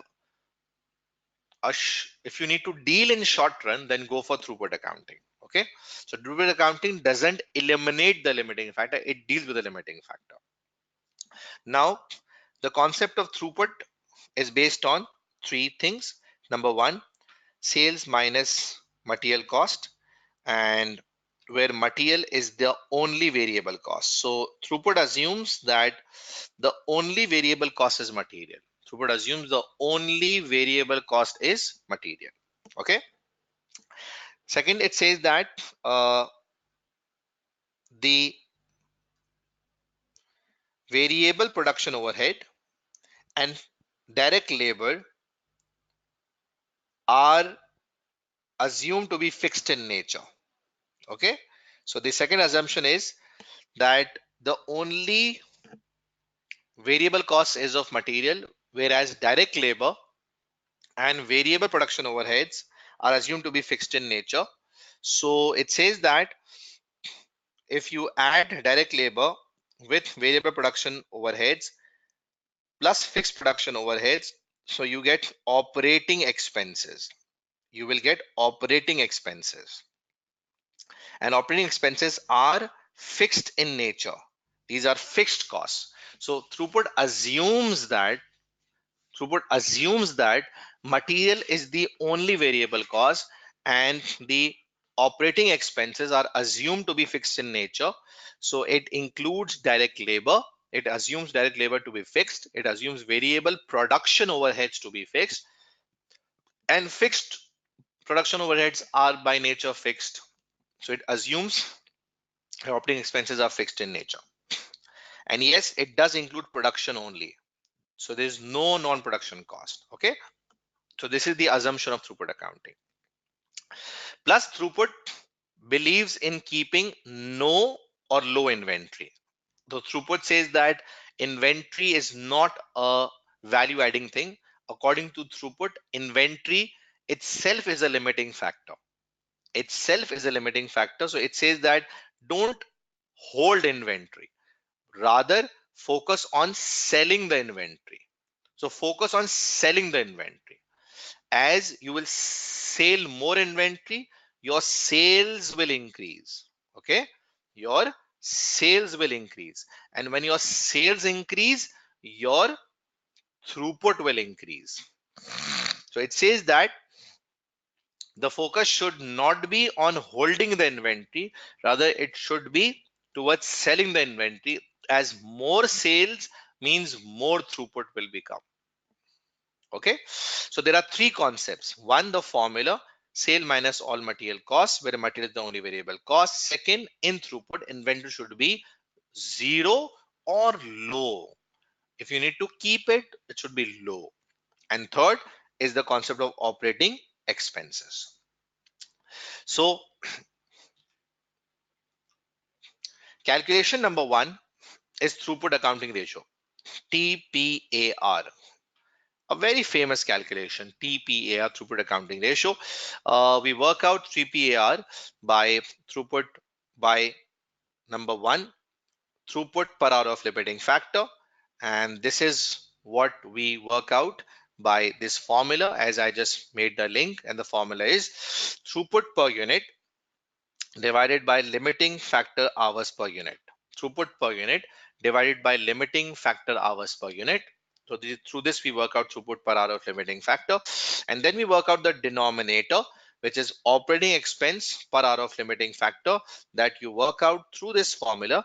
And that is total operating expenses divided by total limiting factor hours. So basically, this formula is a one through which the company is able to understand the performance of a product.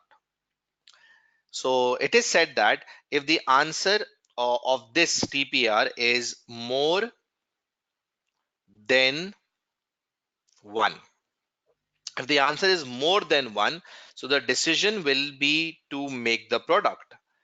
So if the answer is more than 1, you should make the product.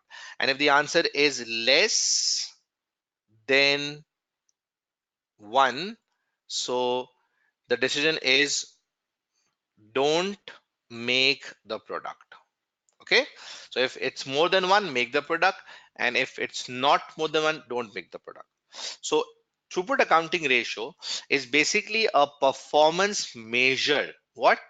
Performance measure through which we check whether the product is a viable product or not. So if the TPR answer is more than 1, it is viable to make. If it is less than 1, it is not viable to make. Okay. Now, uh, operating expenses are fixed in nature. Throughput, as I mentioned, is the return that the company gets, and this is the very important calculation. So if it is 1, yeah, if it is 1, this means it's a break even situation, and it depends on the company. If the situation is one where company needs to produce in order to make sure that their reputation remains intact, so company should make this, otherwise it should not. Now it's a simple calculation. If I just quickly tell you one more thing here, and that is, if the throughput per hour is 10 for a product, it's 10. Okay. And the operating expense per hour for a product is 5. So what I'll do is I'll divide 10 with 5, and the answer I'm getting is 2. Now what this 2 represents, this 2 represents that as entire working is based on limiting factor. Okay, entire working is based on limiting factor. So this 2 indicates what? It's very simple. If we use 1 hour, so on this 1 hour, the product is earning a contribution, sorry, a product is earning a throughput of 10. So 10 is the per hour throughput that the product is earning. So we spend 1 hour producing a product. So on that 1 hour, the throughput will be 10. And we can even call throughput here return as well. We usually call this as return per hour as well. So if we spend 1 hour of limiting factor to produce a certain product, so per hour the throughput that product is earning is 10. The return per hour is 10. And the per hour operating cost, the per hour operating cost of limiting factor is 5. So it's very simple. What do you think? The per hour return is covering the per hour cost? Is the per hour return covering the per hour cost? So if the return per hour is covering the per hour cost, so we will say it's feasible to make the product because the product is easily covering the cost. Are you getting my point, everyone? If the per hour return, if the per hour throughput is more than the per hour cost, so one would say, okay, the product is a viable product. Make the product. But if the per hour return, for example, is less than the per hour cost, for example, if the per hour cost is 15, if the per hour cost is 15, so should we make the product in that case? The answer is no. The per hour return is not covering the per hour cost, so we should not. Okay. So throughput accounting ratio actually does what? It compares the per hour return, that is throughput, with the per hour cost, and it helps to decide whether the per hour return is covering the cost or not for a certain product. And if it is, you take a decision to make this, otherwise you say no, we should not. So if someone says if the per hour return is 10 and the per hour cost is also 10, so the throughput accounting ratio answer will be exactly 1. It is a break even situation in short term. Yeah, do remember, throughput is a very short term technique. It's a very short term technique. So the per hour return and the per hour cost is even. So now what we should do?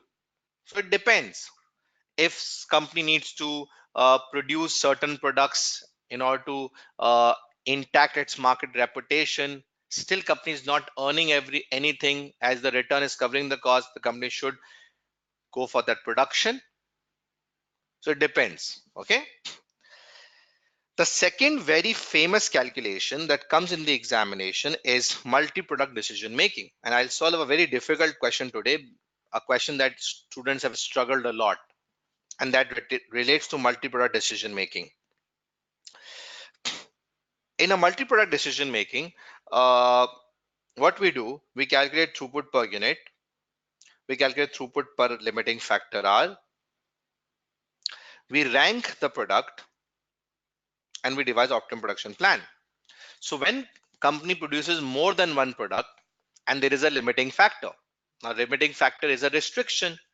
Limiting factor could be in form of labor hours, restricted labor hours, machine hours, restricted machine hours, material kgs, restricted material kgs. It could be anything. And yes, guys, in today's session, I will be covering the new areas that have been added in performance management. So don't leave.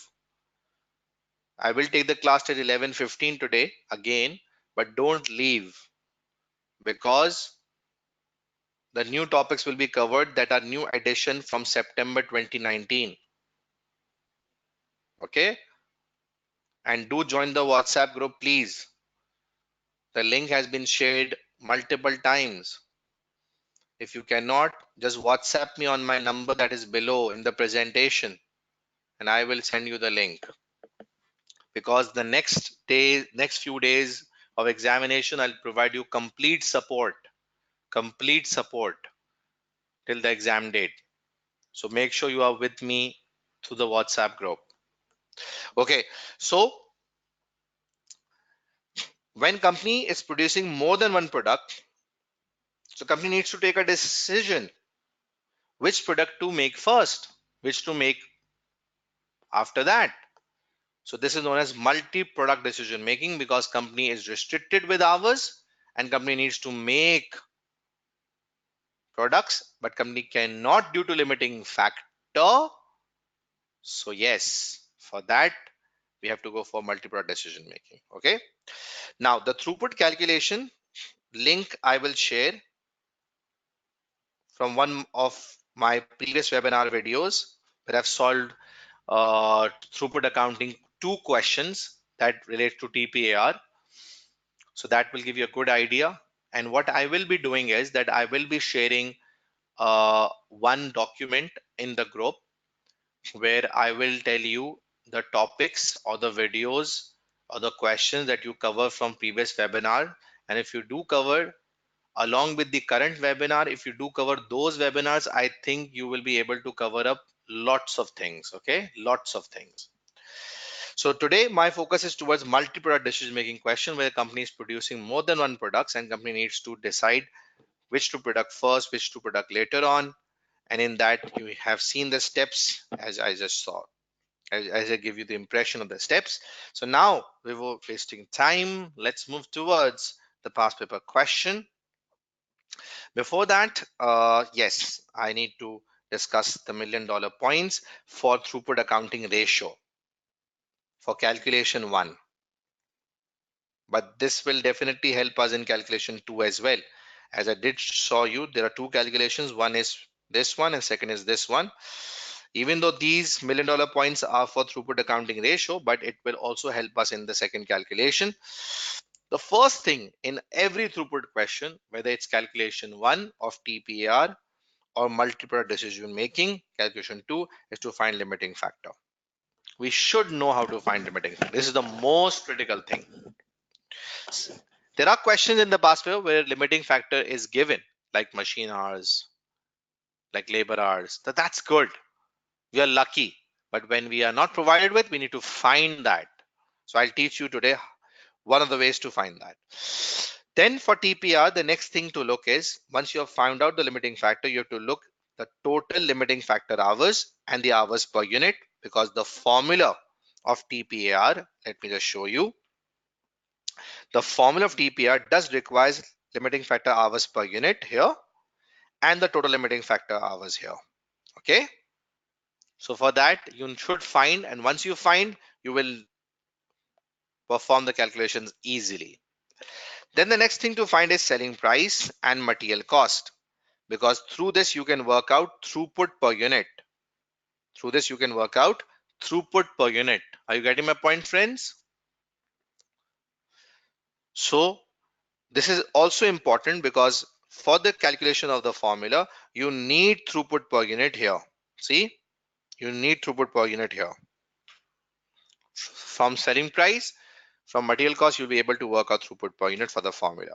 Then operating expenses, which includes three things. So you need to add direct labor plus variable production overheads plus fixed production overheads. So you need to add all these three, and you will assume this to be fixed in nature.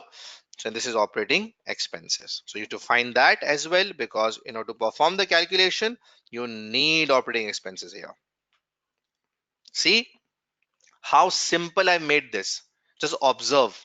If you just keep the $1,000,000 points in your mind, like you identify the limiting factor, then the total hours, then the hours per unit, you will get two things required for the working, the denominators of these two. Okay. Then if you're able to find selling price and material cost, you can work out throughput. This will help you to find out the numerator of this working. Okay. And if you're able to find out the operating expenses, you're able to find out the numerator of this second working. See how simple. And once you have found out all the things, you will input those in these formulas to work out TPAR. So you will never struggle in TPR question if you remember my last $1,000,000 points for the current webinar. Last $1,000,000 points. I hope my $1,000,000 points will do wonders for you in the examination. Okay, friends. So now, I hope this is clear.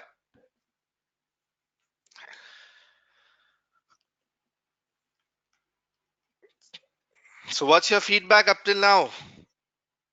Did the webinar went well for you people? Did the webinar was confidence builder? Did you learn new techniques? Yes, friends.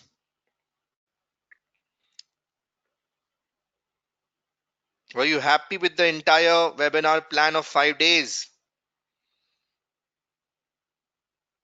and the coverage?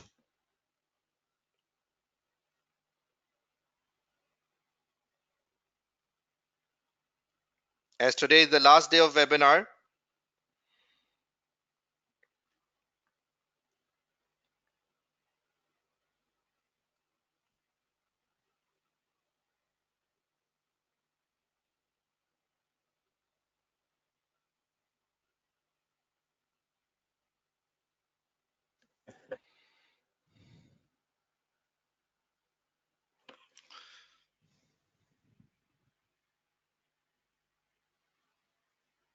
Okay, so yes, it's the last day of webinar, and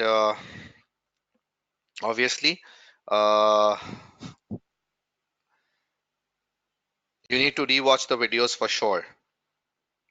That is what is very important, and remain intact in the WhatsApp group. Now let's start with this question. Sweet.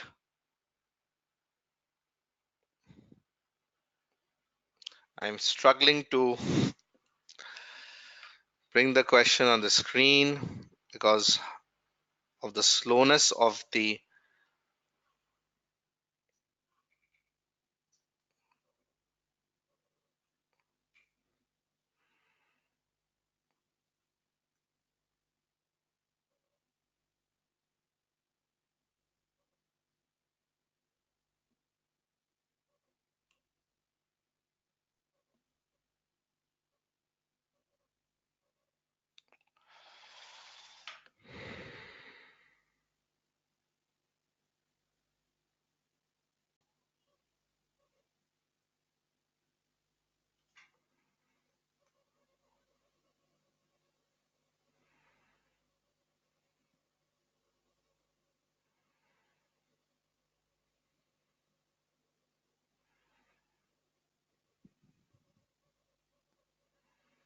Okay, so here we are with this question. Sweet Street Bakery Company, a very good question, and people do find this question a bit hard, and let's see why. So we'll discuss this question. Uh,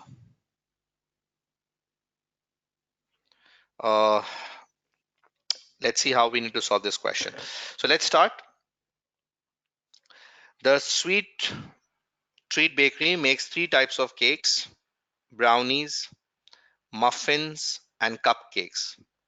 So anyone who loves this muffin, brownies, and cupcakes? The cost revenue demands for each product of the three cakes are as follows. And to understand the information very clearly, it's a batch size given, which means in one batch, 40 units of brownies, 30 units of muffins, and 20 units of cupcakes. Okay. Selling price, this is the most toughest question. So many students have said me that this is the question in which they struggle. So that's why I've selected this most difficult question. Okay.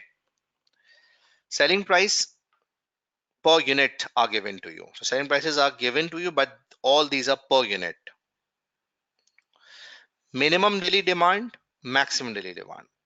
Confusing. Minimum daily demand is required for long-term contract with local cafe must be met. Okay, so this is a long-term contract, and you have to meet this local demand of minimum daily requirement. Okay, the cakes are made in batches using three sequential process. Okay, weighing, mixing, and baking. Okay, the products must be produced in batch sizes but are sold as in individual units. Each batch, so the focus should be on batch of cakes requires the following amount of time for each process. So the focus should be towards what? Each batch. Now, in throughput accounting question, always try to find out a process. Always there are processes given, and a product moves that process. That is, first product goes for weighing, whether it's brownies, whether it's muffins, or whether it's cupcake. And then they move towards mixing, and then they move towards baking. So it's a process. It's a stage. This is a challenge to all of you. You pick any question of throughput accounting. Are you listening me? If you pick any question of throughput accounting, always you will find a process. Always you'll find a process. And you will understand that a product starts from one area, then moves to the other, and then moves to the other one. So always there is a process that it passes from. Now in this process, one of the area will be the limiting factor. One of the area will be the limiting factor, because in throughput we assume that there will be just one limiting factor. There will be just one most limiting factor. So in every question of throughput, whether it's a manufacturing question or a service question, you will be given with the explanation about the sequential way, and you have to see in this sequential process which is the limiting factor. It could be weighing, it could be mixing, it could be baking, whatever, but it will be just one. Okay. Now the baking stage of the process is done in 3 ovens, and these are the time required in minutes, which can be used for 8 hours a day, a total of 1440 available minutes. Oven have a capacity of one batch per bake regardless of product type. Sweet Treats Bakery uses throughput accounting. Okay, thank you very much. And considers all cost other than material to be factory cost. Now this factory cost is what? Operating expenses. This includes labor, variable production overhead, fixed production overhead. Okay, and do not vary with production. On Monday, in addition to the baking ovens, Sweet Street Bakery has the following process resources available on Monday, just one day. So the process time of weighing and mixing on Monday is 240 minutes and mixing 180 minutes. So on Monday, the process time for weighing is restricted to 240 minutes, and mixing time is restricted to 180 minutes. And this is just about Mondays. Okay. What about the third one? Let me write baking. So baking time remains the same, and that baking time is 1440. So that is the baking time. Okay. So baking time doesn't change. That remains the same. Which of the three is the bottleneck activity? Bottleneck means limiting factor. Now, how to find limiting factor here? How to find the limiting factor in this case? So I do have a lot of space here, so I want to do the workings here. Now, first of all, let's see the available minutes. This is one way I'm finding the limiting factor. Okay. The time for weighing, mixing, and baking is available. 240 on Monday, 180 for mixing on Monday, and 1140 Monday for baking. Okay. Now let's see that how many brownies, muffins, and cupcakes we need and the total time for those. Okay. So let's work out the time for brownies, muffins, and cupcakes. It's very simple, my friends. See, we are provided with the minutes required for each. Now, the trick is where the examiner created the confusion. So let's understand that area. The maximum demand, obviously, limiting factor, whenever you need to find the limiting factor, you need to consider the maximum daily demand. We need to see that if we fulfill the maximum demand, where the shortage will arise. So maximum demand daily is 140, and we produce in a batch. Production is done in a batch. So if I need to produce 140 in a day, and in one batch 40 are produced. So how many batches will we require for brownies? You need to perform calculations with me, okay? So much we need to, how much batches we require is 3.5 batches. Now, does it make sense 3.5 batches? Because the question did mention in the information that the products must be produced in batch sizes. So which means you have to produce in a batch. You cannot produce individual muffins, individual brownies. So 3.5 batch doesn't make sense. You need to make a complete batch or you need to leave a complete batch. So 3.5 means how many batches? 4 batches. If you need to fulfill the entire demand of 140, so you need to produce more. So you need to produce more, and more means you have no other option other than to make 4 batches, because 3.5 will not fulfill. 3.5 you cannot produce because you need to make a complete batch. For muffins, 90 units divided by 30, 3 batches. Are you getting my point, everyone? For cupcakes, for cupcakes, 100 divided by 20 makes 5 batches. Okay, so I worked out the batches here.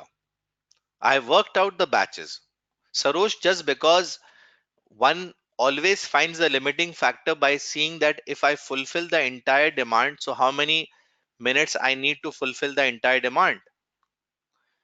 Limiting factor always arises when one tries to achieve the full demand, not the minimum demand. So that's why I need to take full demand. Okay. Now, as I've worked out the batches, so 4 batches for brownies, I require 3 batches for muffins, if I'm not wrong, and 5 batches for cupcakes is what I require. Okay. So let's use the information above. And if I just try to zoom out this so that I can get one screen, I hope you can see the screen. Okay, now 15 minutes you require of weighing. 15 multiplied by how many batches do we need to make? 4. So how many minutes we require? 60 minutes. Again, for brownies, 15 batches and 20 minutes of mixing we require. This means,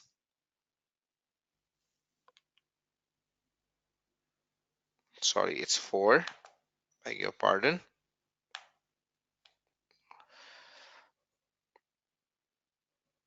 It's 4. Okay. So 4 batches we need to make and each require 20 minutes. So that makes 80 minutes.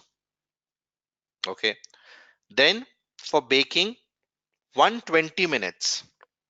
So we need to produce 4 into 120 makes 480 minutes for brownies. Okay, everyone. Now the same working you need to do for muffins and cupcakes. So how many minutes for muffins does weighing require? 15. And how many we need? 3 batches.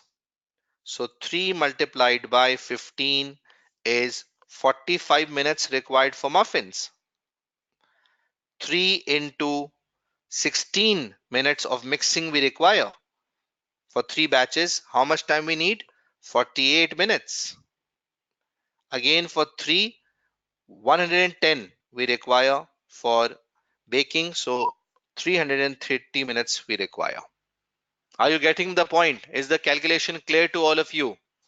Where are you getting 40, 30, and 20? From the question. From the question. Just look at the top of the question, my friend. Okay. Cupcakes. How many cupcakes do we need to make? 5. 20 minutes of weighing makes how many minutes? 100 minutes. 12 into 5 makes 60 minutes. 120 into 5 makes 600 minutes. Okay? 600 minutes. So let's work out the total time. And let's use some different pen tools if this allow me. So let's add 60 plus 45 plus 100, 120, 80 plus 48 plus 60, 480 plus 330, 600. And once I add these all,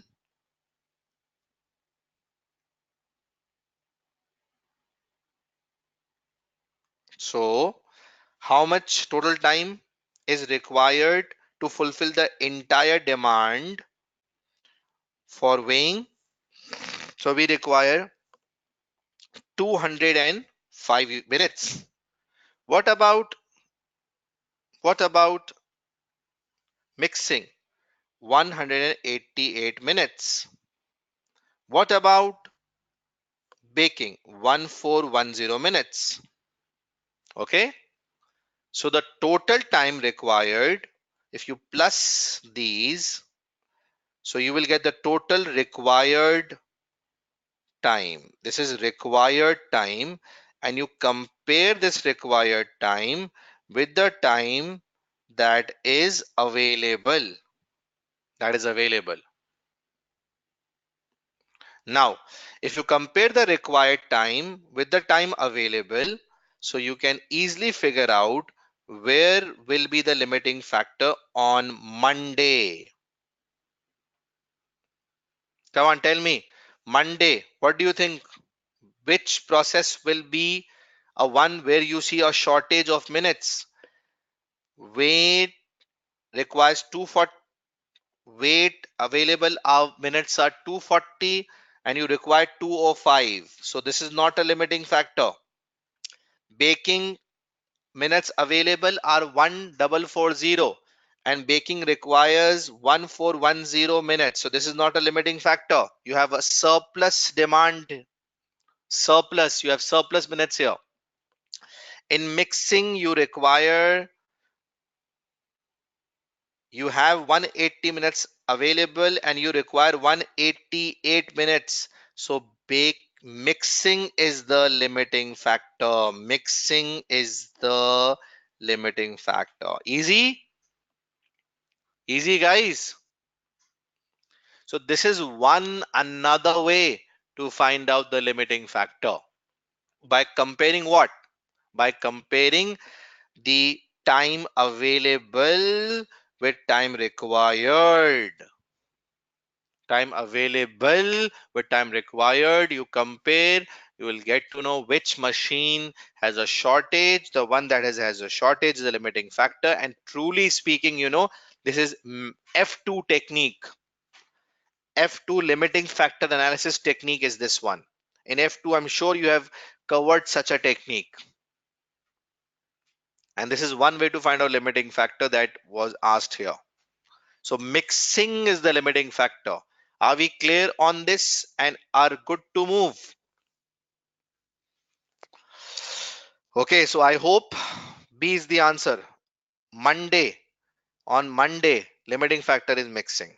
True, friends? Good to move? Is the approach easy? What's your feedback? Okay. Second,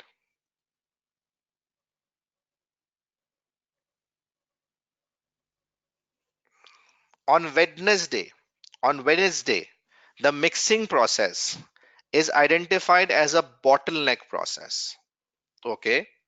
So on Wednesday, they have changed the limiting factor and they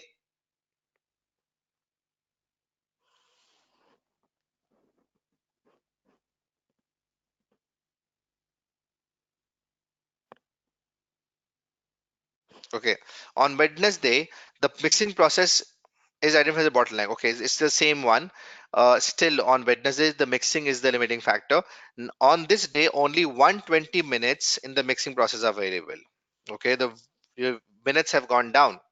So on Wednesday, mixing is the limiting factor again.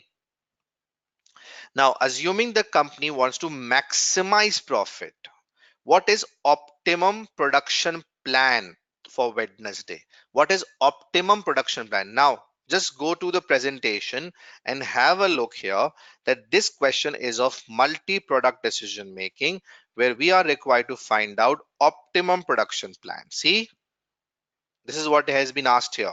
Optimum production plan.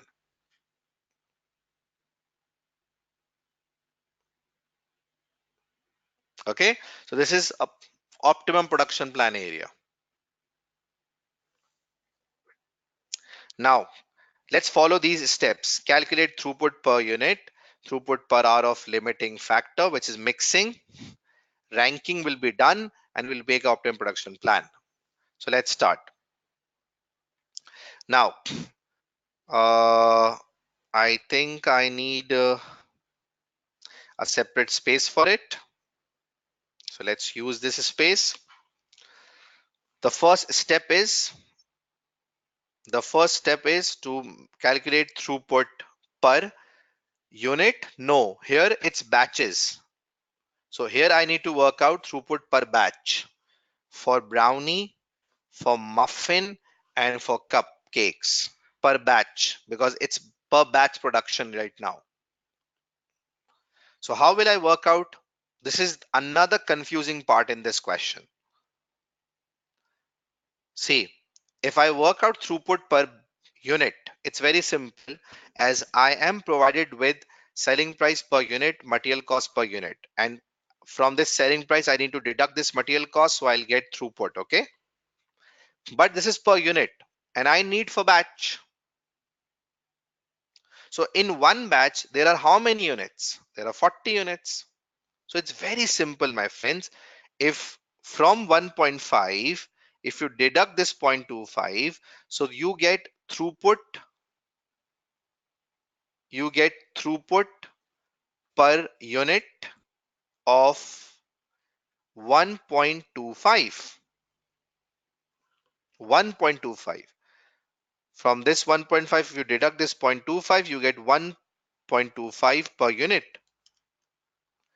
And how many units do you have in a batch? It's 40. So you multiply 1.25 with 40 to work out per batch throughput of 50. This was the trick in this question. This was the trick. Understood? Same here. 1.4 minus 1.4 minus 0.15 is 1.25 per unit. This is per unit. Multiply this with 30 and you will get 37.5 as throughput per batch. Are you all understanding the calculations, friends? Then from this 2 you deduct 0.25, so you are left with 1.75. In one batch, how many units do we make? This is per unit. So we need to make this per batch because we produce batch wise. Because we produce batch wise, so we need to work out batch wise. So 1.75 into 20 is 35. So the contribution, sorry, so the throughput is 35. Understood, friends? So this was the confusing part in this question. Rather than using per unit throughput, we need per batch throughput, and that was done by simply multiplying with the number of units in each batch. In each batch. So now I'm moving towards the working area. Throughput per batch is 50, 37.5, 35, and step 2 is limiting factor. So limiting factor is mixing. I will divide with limiting factor time. So limiting factor time, mixing time is given to me in the question. That is 20 minutes, 20 minutes, 16 minutes, 12 minutes. So let's divide with the limiting factor time, 20 minutes, 16 minutes, and 12 minutes. This is the limiting factor time. Okay.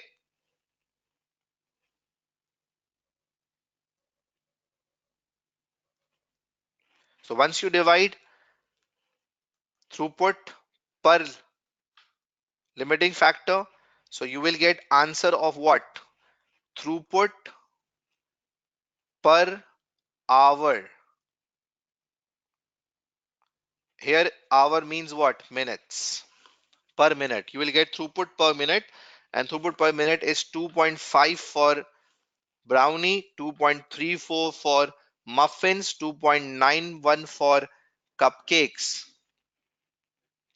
So let's perform third step, ranking. Let's rank it. Yes. What do you think? Which product should be produced first? Which product should we produce first? Is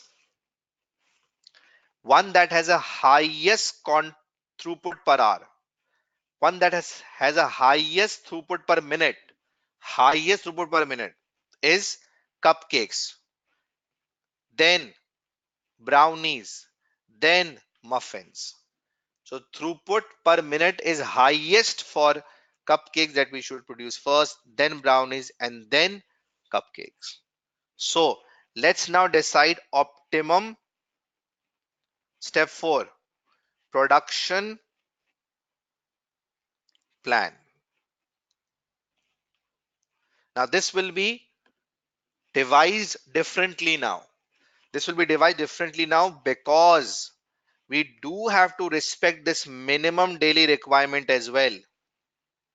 We do have to consider this minimum daily requirement as well. So first of all, we have done a long-term contract. So first of all, we'll fulfill the minimum daily requirement. First of all, we'll fulfill the minimum daily requirement. So keeping in mind minimum daily requirement, total minutes that are available are how many? 120 minutes, right? Of mixing. Now daily requirement is how much? Quickly tell me, how much is the daily requirement?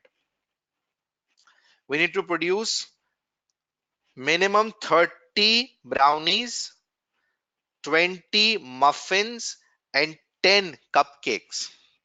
So can you tell me how many batches do I need to produce at minimum? So it's simple. How many batches do I need to produce minimum? It's simple.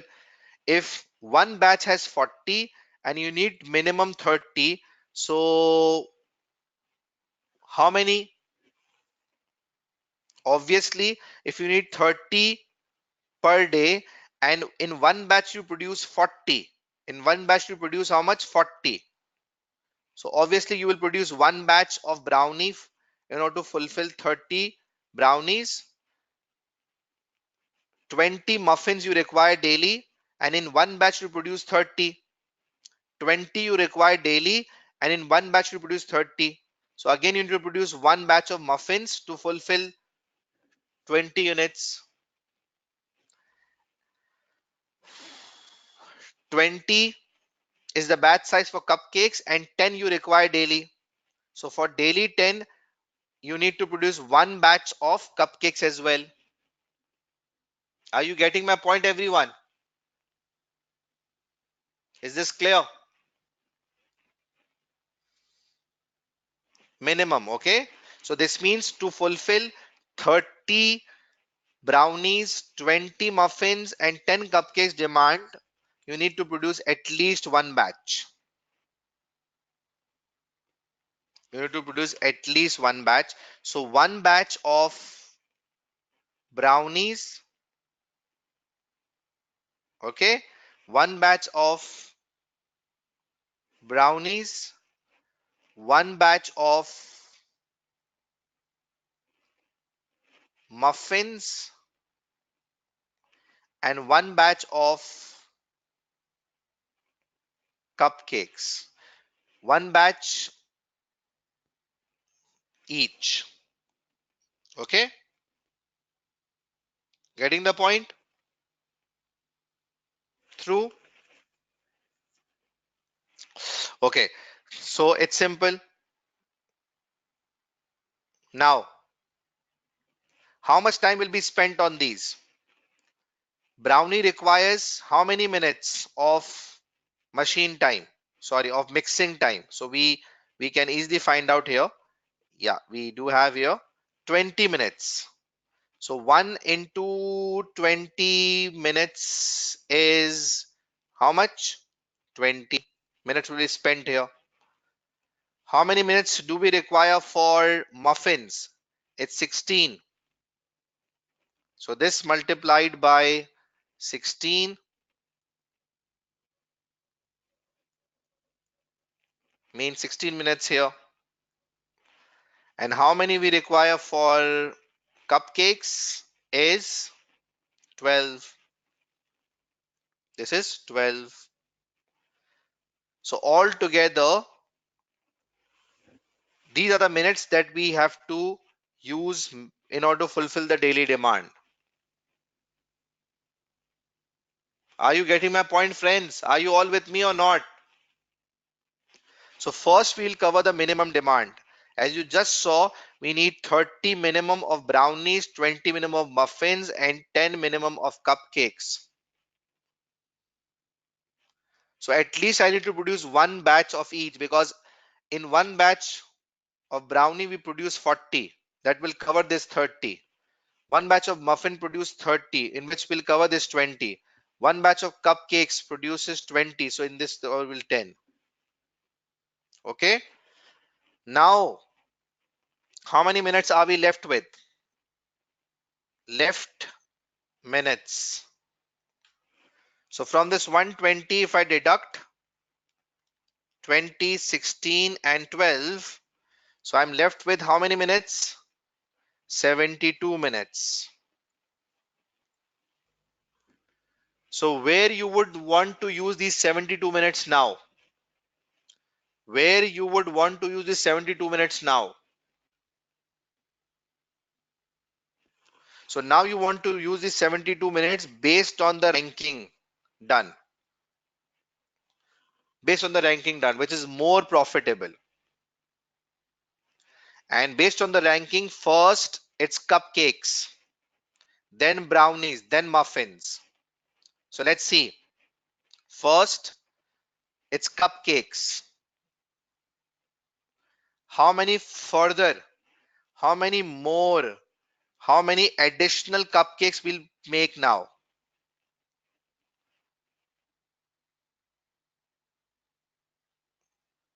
So how much is the total demand for cupcakes in the question? How much is the total demand for cupcakes in the question? Do you remember? 5, right? 5 batches were the total demand. 5. 5 batches, right? 5 batches. So now from 5, I have produced one. I have produced one here.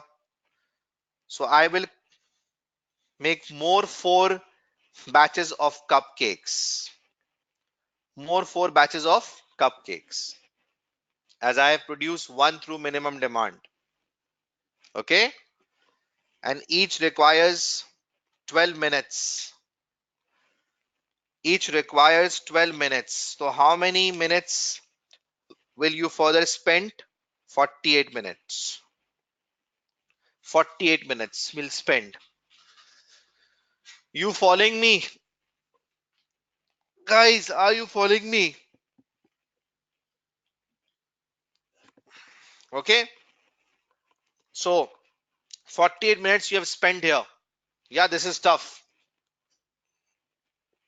Now, how many you are left with? How many are we left with? 72 minus 48.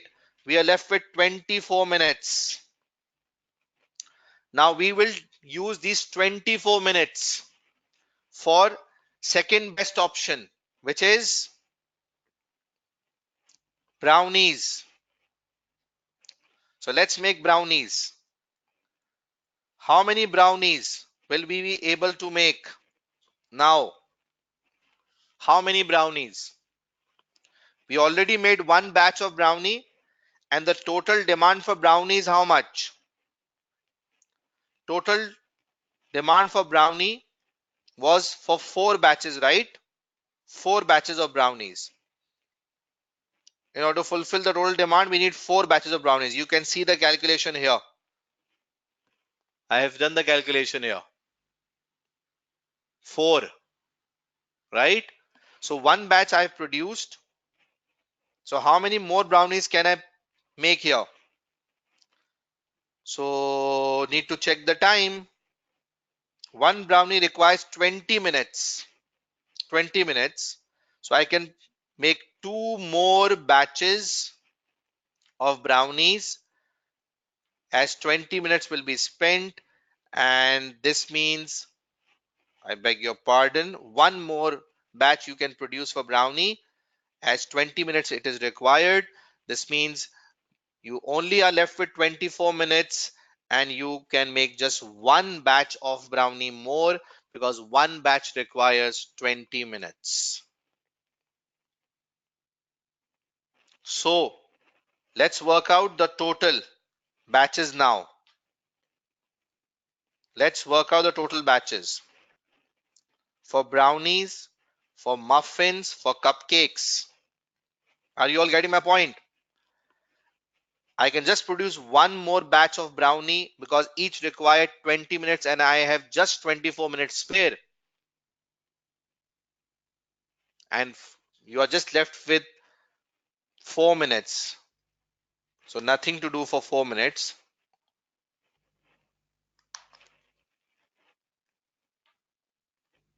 Okay. So 4 minutes are left, which is of no use. So now what's the final position? How many batches of cupcakes? 1 minimum plus 4 we produced more. So 5 batches of cupcakes. Muffins, just one batch minimum. One batch minimum. How many brownies? One batch of brownie minimum plus one we produced more on the basis of ranking. So it's one minimum plus one, that is 2. So 2 batches of brownie, one batch of muffin, 5 batches of cupcakes. Wow, what a question. What a question, literally. And don't think in examination how difficult it will become.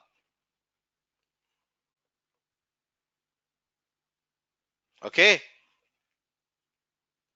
Are you all getting my point? So muffins, one batch minimum, brownie, 2 batches together, muffins 5. I need to give answer in terms of what? Units, right? So it's simple. In one batch, you have 40 brownies, 30 muffins, 20 cupcakes. Okay. So let's multiply as the answer has to be given in units. 40, what was the second one? 30 and then 20. So 80 brownies, 30 muffins, and 100 cupcakes. 100 cupcakes. Yeah, it is a very tricky question, and that's why I've solved in the webinar so that you get to understand difficult questions as well. Okay, 80, 30, and 100. And the option correct here will be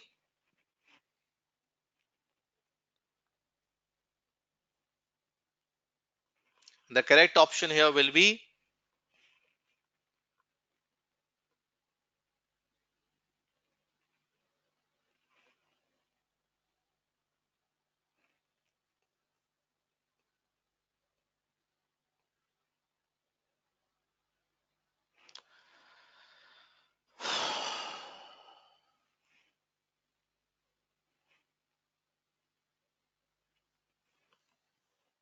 A. By practice, my friend, learn the technique. 80, 30, and 100 cupcakes. So I hope this is clear. You can even view the recordings again to check the workings, and I hope this is clear the way I've solved here. Now, quickly, let's move to the next one. Sweet Treat Bakery has done a detailed review of its product, cost, and processes, and has identified the following information. Which of the following statement will improve throughput accounting ratio? Throughput accounting ratio, TPAR. Okay, so let's go back to our presentation here and see how can we improve TPAR, throughput accounting ratio.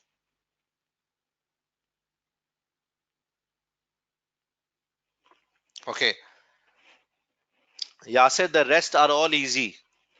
How can we improve TPAR? So it's very simple. Decrease material cost per unit. You will increase, you will be able to improve throughput accounting ratio. Decrease the operating expenses. Through this, you can improve throughput accounting ratio. Decrease the time to make each unit. You will improve throughput accounting ratio. These are the ways to improve TPAR. Okay. Increase the selling price per unit. Selling price. This will help to improve throughput accounting ratio. So let me make this easy for you. Do you want me to make this easy? If you want, so remember the mnemonic most. Most. So through this mnemonic, you can remember the methods to improve TPAR. Reduce material costs, reduce operating expenses, reduce time to make each unit, increase selling price. Okay, guys, easy. Now let's move towards the question and solve this next part. Sweet Treat Bakery has done a detailed review of its product. Now you just tell me which are the ways through which you will be able to improve throughput accounting ratio. One, the cafe customers wants to negotiate a loyalty discount. Will this improve throughput accounting ratio? The answer is what?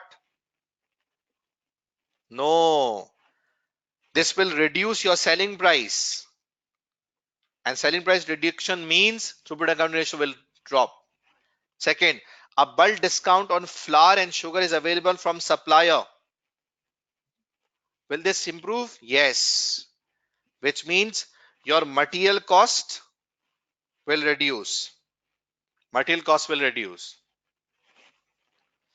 There is additional demand for cupcakes in the market. No. We are talking about throughput accounting ratio. Okay.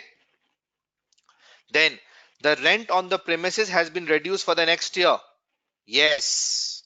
Because rent is fixed, and fixed is what? Operating expenses. Yes. Operating expenses will reduce. Hope this is clear to all of you. Okay, guys. Now, coming towards the last question for the webinar as well.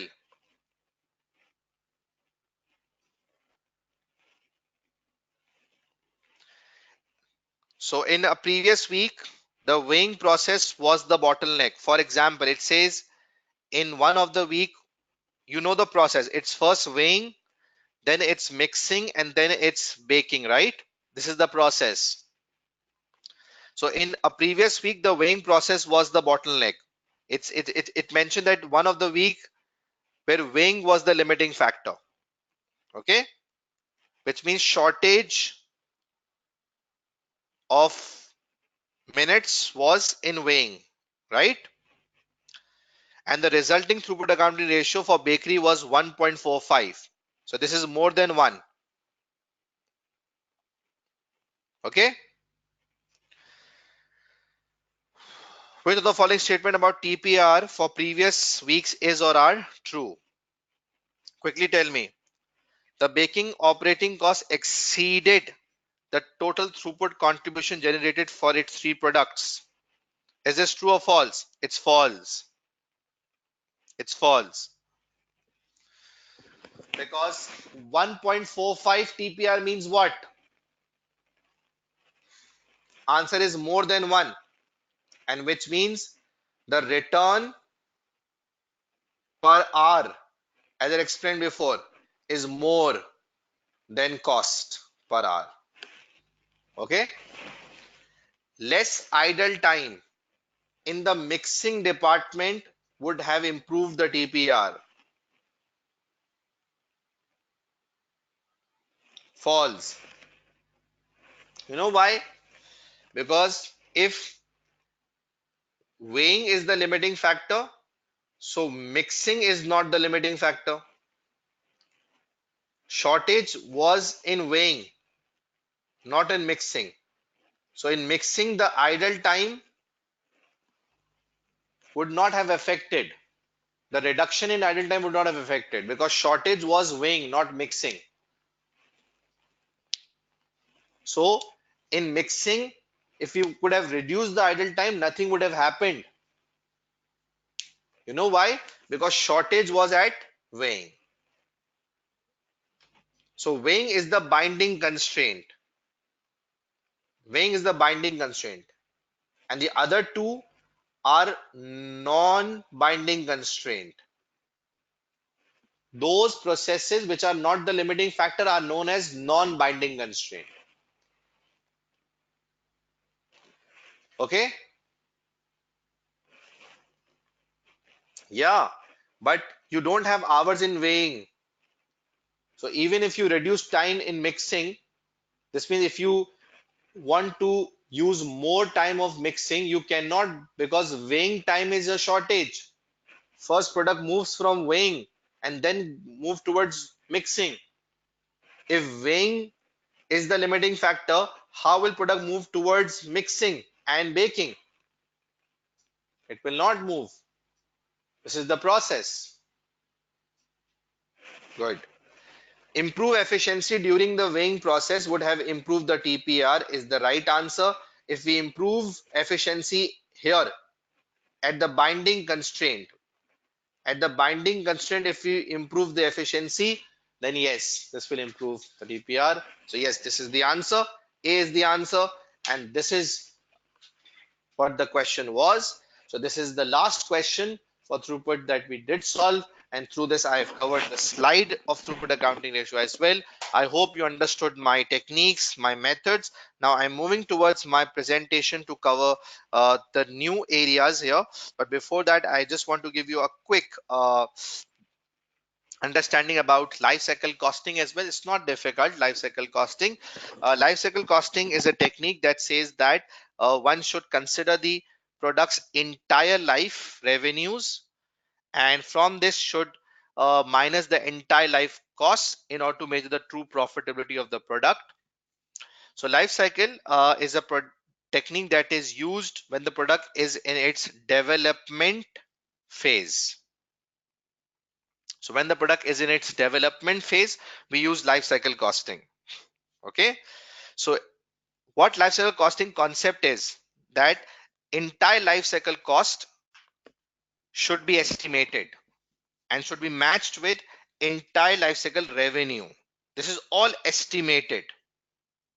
So it says that when the product is in its development phase, you estimate the entire life cycle cost and its revenues in order to measure the true profitability. So now if you see at the development phase that the product will not be profitable in the coming life cycle stages, it's not worthwhile to make the product. Okay. Yeah. it does says that this entire life cycle cost should include all the cost pertaining to the product. That is one-off cost, research and development type, and all the recurring cost like production, marketing, distribution should cover all the costs, even environmental costs as well, like decommissioning cost that will be incurred at the end of the life.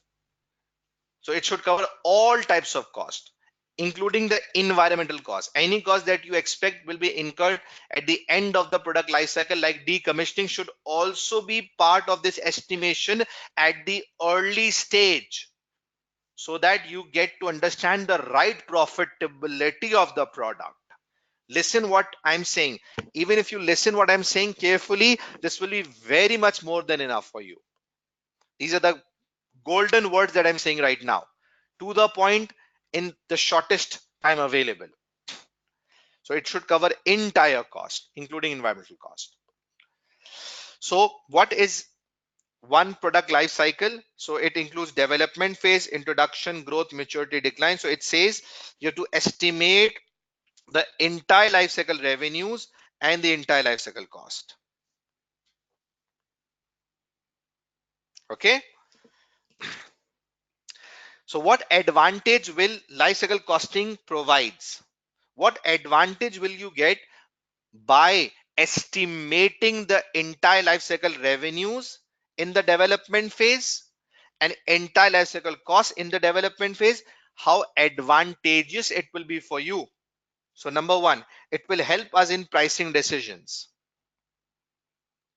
We will be able to set the prices in different stages according to our entire life cycle costs, as we should know what the cost is, as we will know what the entire life cost will, so we'll set the price accordingly. Plus it is useful for products that it is useful for products where 80 to 90% cost is incurred in the development phase. It is useful for products where 80 to 90% cost is incurred in the development phase. Okay, so why? So it provides you a good opportunity to reduce the cost at the early stage. So all those products where the major cost is incurred in the development phase, it provides you a good opportunity to reduce the cost at the initial stage. It provides you the opportunity to take right decisions. As I mentioned, you can just assess the profitability and decide whether to produce or not. It provides you the opportunity to set the target cost at the development phase. So as we have just covered target costing before, so target costing was a technique that we were using in the development phase, right? And that development phase is the development phase of the life cycle. So you establish the target cost when the product is in its development phase. Here you set the target cost, current estimated cost, and you find out the cost gap, and you reduce the cost gap in the development phase. Lastly, this technique is useful for products that have a short life cycle. It is just because the shorter the life cycle is, the more easy it will be for the company to estimate the revenues and the future costs. So it is useful for all those products that have a shorter life cycle, as the estimation will be easy. Okay, so I've covered the theoretical areas of this as well. Now I'm moving towards the new areas. So don't leave these new areas discussion. It's very simple. I'll just give you a very simple example to the point, and you will understand. You can read the entire content later on, but let me just give you a very simple, quick examples. So be with me. Information systems. In today's environment, information technology has a major role to play. So information systems, we call these IS. Through this information system, company is able to communicate, perform sales and marketing, control its supply chain, decision making, manage its employees, improve the processes, and much more. So information system, IS, is a very important area, that is information technology usage. So for that, we need to have a system. Now, what it includes, like usage of internet. So you all know what internet is, a global network of computers. Through internet, we can perform so many tasks. Then intranet. What is intranet? So it's simple. Like we have an internal workplace. Internal workplace. For example, in an organization, there is a portal, and on that portal, employee has their own user ID passwords and they access that portal. It does not use that, it is not available to the public like internet is. It is a restricted workplace where just employees can enter into the company's portal, and they can take the information and things like that, upload the data, take information, give the feedbacks. So it's a internal workplace where only those can enter who have the authority. Okay, so internet is available to the public, whereas internet is available just to, yeah, you're right. Networks, simple. A networking is basically use of a wire through which we connect the computers. So it's a wiring system, networking, where we connect different computers together. That can be done through physical wires or wirelessly as well. So computer gets connected to each other where we can transfer data and things like that. Wireless technology is fast growing. So many things have become wireless. Examples include Bluetooth. So through wireless, company can definitely pass on information. Even today, we have wireless printers as well. Wirelessly, you can send the prints. So wireless technology is the wireless thing. Categories of information systems. Now, information systems are categorized into three areas. RFID means radio frequency identification device.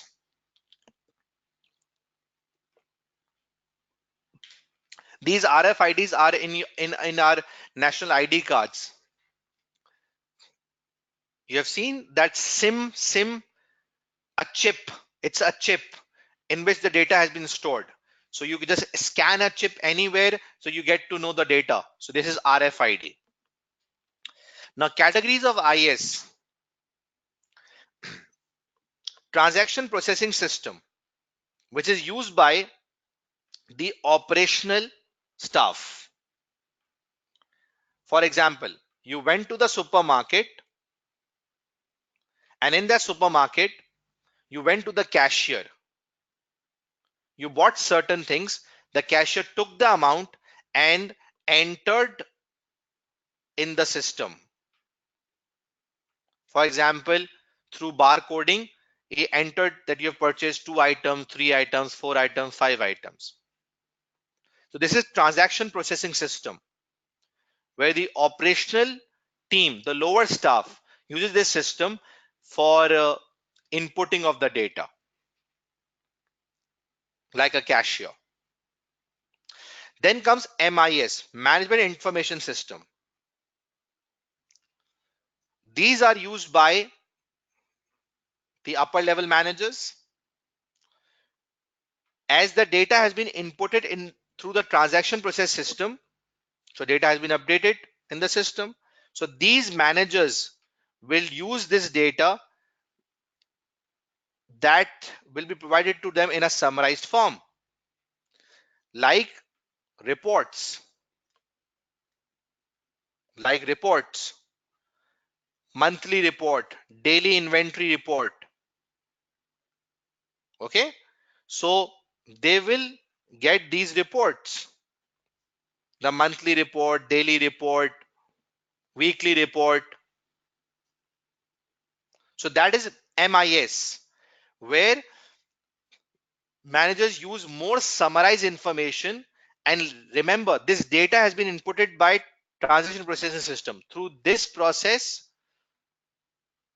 the more summarized information is prepared by the system and is given to the high level management for taking the decisions in form of reports, profitability reports, weekly inventory reports. Then comes the upper level of information system, where very summarized report is used by the strategic management. The top management uses the information which is very summarized, like dashboards. If you have seen dashboards on the portal, the testing app that we have at Wi-Fi, you have seen that in that testing app you have a dashboard. If you haven't, just go and see the dashboard where you can see the summarized information.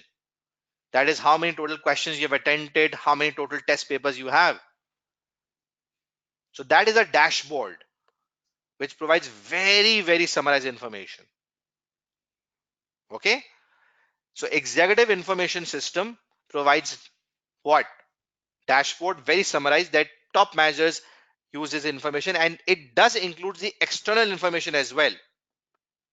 External information as well. Okay. For example, the market situation as well. So in that system, you also get the external information about share prices, stock markets, and all. So that helps study management take the decisions. What are ERPs? Enterprise Resource Planning System. The best example is SAP, a software that integrates all the areas of the company like sales, production, supply chain, human resource, marketing, finance, inventory. Everything is integrated through one software like SAP. So this is ERP. So ERP is a system that integrates the entire functions of the organization. Okay. Then we have customer relationship management softwares. Have you ever bought anything online, and have you ever experienced that after you bought or you did took information only, you started receiving emails from that company or website about the new promotions, about the new deals? Have you ever experienced that? That are through CRMs, a software which gathers the customer information and tells about the customer purchasing history, see their search history, see what their interest is, and according to that, they deal with the customers, provide them information, and see how frequently they come to the organization. So that is why I said, if you receive emails or promotion from any website or any company, you haven't purchased anything, you just went there and took the information, you started receiving the emails. That is through customer relationship management softwares. So many information technology, so many information system types company uses. So company needs to have good controls over its information systems. So the control one is physical control. Do not allow people to access computer systems. Restricted areas should be there. Nobody can enter in those restricted areas. You can put physical controls through locked doors, security cameras, and things like that. Then there should be logical controls as well. What are logical controls? Logical control means passwords should be defined. Rights should be there. Everybody cannot access anything. There should be passwords. Then administrative controls. Just give training to the people, make them more disciplined, tell them the policies so that it's easy to control their behaviors through policies, training. This is administrative control. Okay. Then we have antiviruses. We all know antivirus, a software that detects viruses and kills the viruses, and antivirus. Then we have firewalls. Like at our home, we have boundaries, right? If you see at our home, we have boundaries. Okay. So, sorry, I've made a different type of a home. This seems much better. So, we have boundaries. Nobody can jump and enter. So, same like we have firewalls in our system so that no unauthorized thing can enter into our computer system and access the data and things like that. So firewalls are the invisible boundaries that restrict access to our computer systems. Okay. Then other options we have validations. Validation means what? You have seen when if you have ever filled any form over internet, so there are information that you need to input. Sometimes if you haven't input an information like date or your date of birth, so the form is not processed. It says incomplete information. Have you ever experienced that? I'm sure you have. There are certain compulsory fields that you need to fill. If you do not fill those compulsory fields, you cannot move on. That is a validation method through which we verify everything. So that is validation of data. Encryption is one method to secure data, and WhatsApp uses encrypted data. Once you transfer data from one to other person, so that data is encrypted. If someone does takes that data through illegal means, cannot use that data because it's encrypted. One cannot open the data. So all your messages, pictures are encrypted data that you transfer to one another. That is encryption. So it's difficult to decode that. Okay. Then you have dial back security. This was a traditional method where you remember that when we used to use internet, so there was a dial up networking system, which means if we went and if we wanted to enter into the internet, if we wanted the internet access, so through our phone lines we used to get the access. That is, first the system used to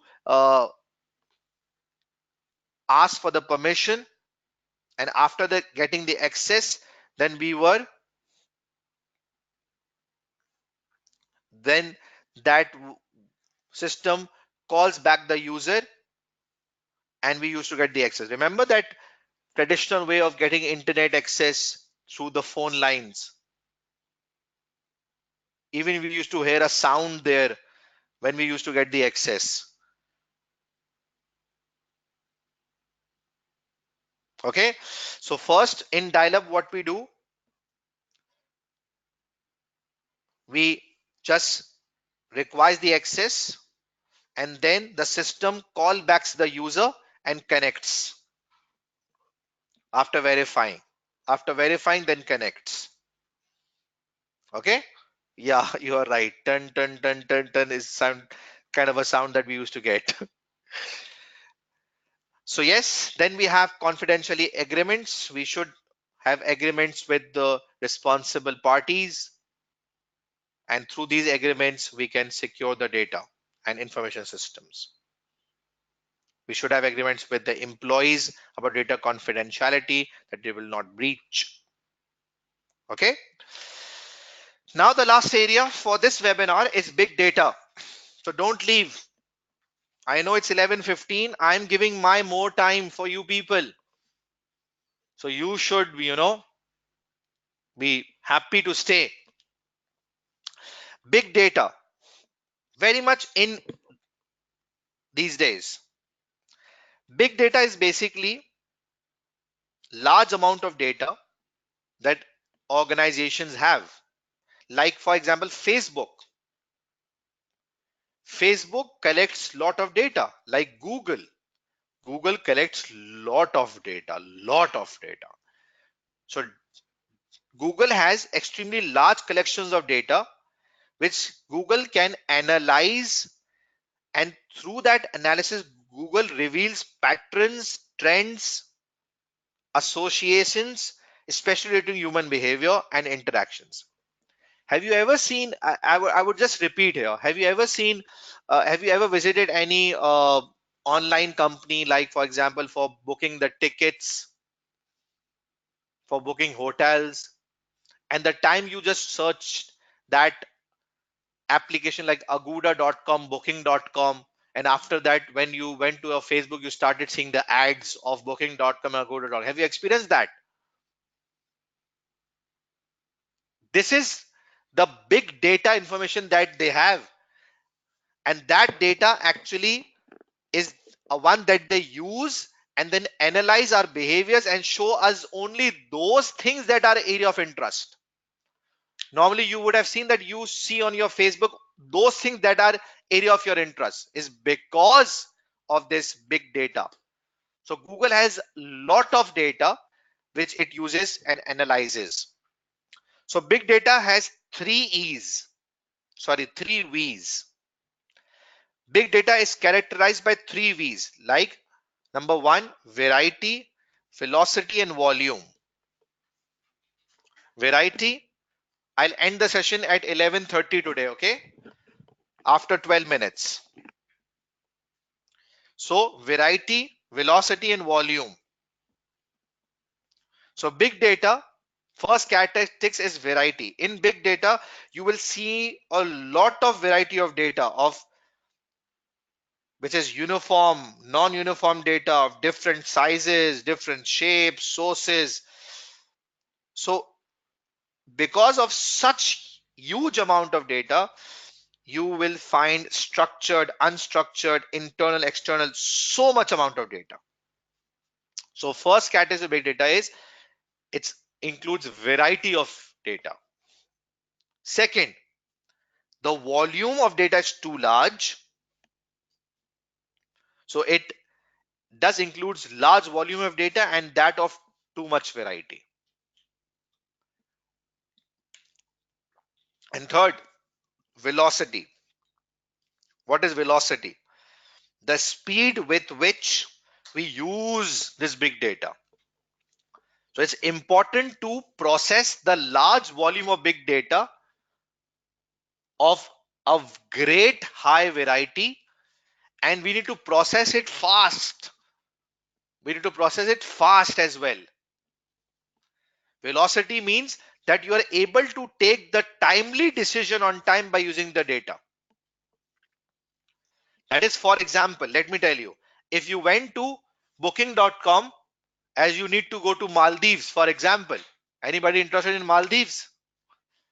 So you wanted to go to Maldives and you went to booking.com and searched the tickets you wanted to buy.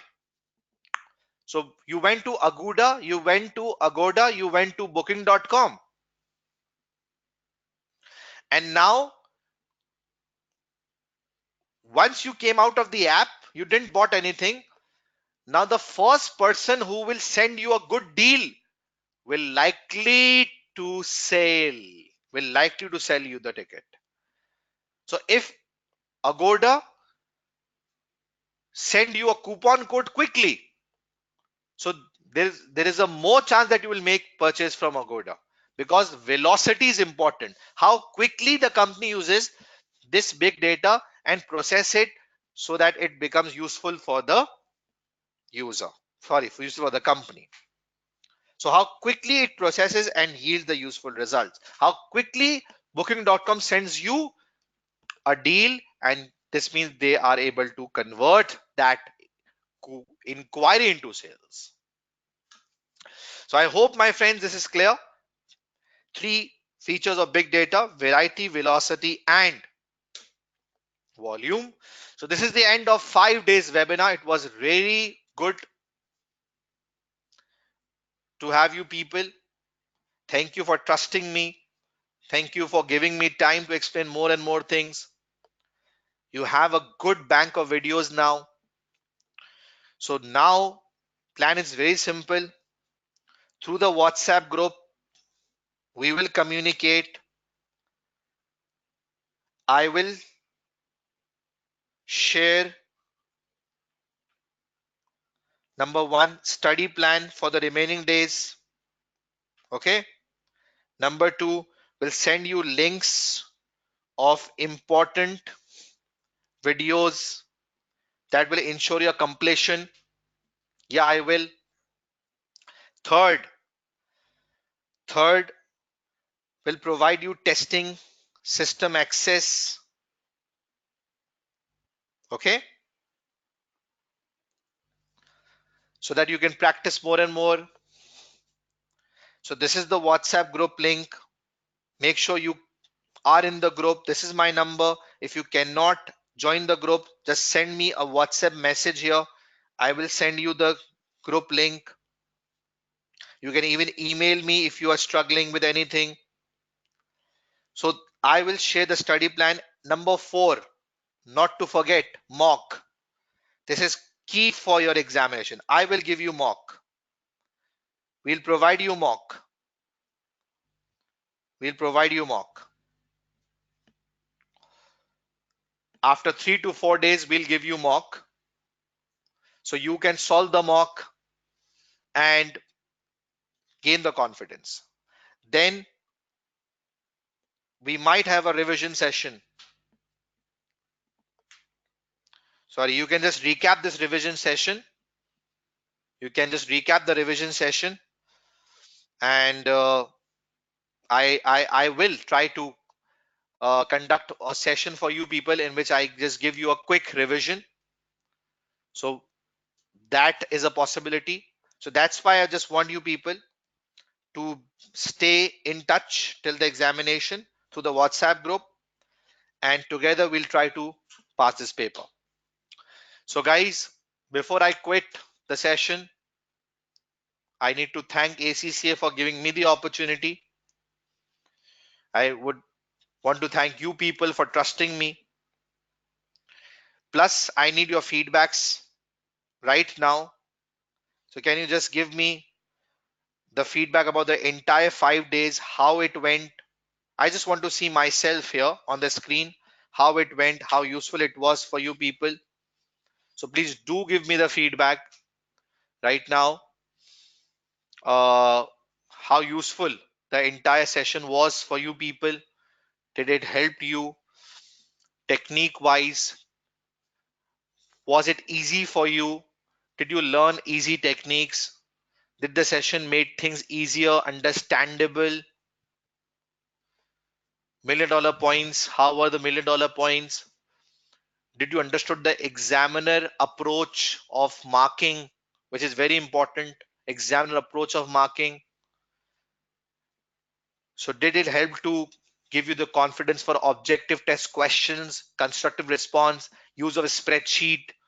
I tried to cover all the areas that students do struggle. So I need your feedbacks, please. How you rate the sessions, 5 days sessions, how you rate these 5 day sessions, and would you really want me to conduct more sessions for you people before the examination so that I can help you?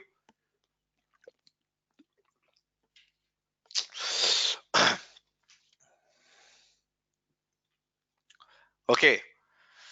Yeah, I will give you trust pricing video.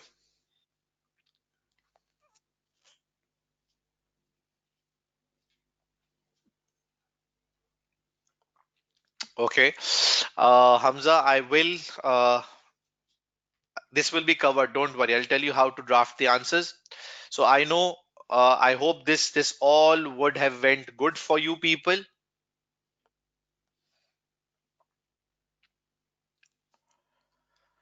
So I hope the problem of performance management have been resolved in the right way for you people. For transfer pricing, I did mention that I will share the videos of my previous webinars. Don't worry, it will be easy for you. Don't worry. Just give me one day. So do send me the WhatsApp messages Don't leave the group before exam ends, because this will all be very, very much beneficial. I will support further resources with you people, that you will benefit till the exam. So thank you very much for being in touch with me. Those who struggled to join the WhatsApp group, don't worry, I will definitely help you uh, by sending the link if you just send me the message. Thank you very much. Okay, one last thing that I just want to give you a quick hint is as for the word processing sheet, uh, performance measurement question, you can make a table. The tables are available on your word processing sheet like this. For example, you will first work out the ratios.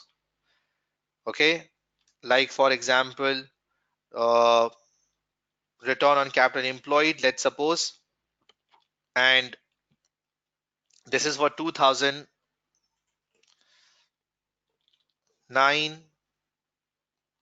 this is 2008, for example.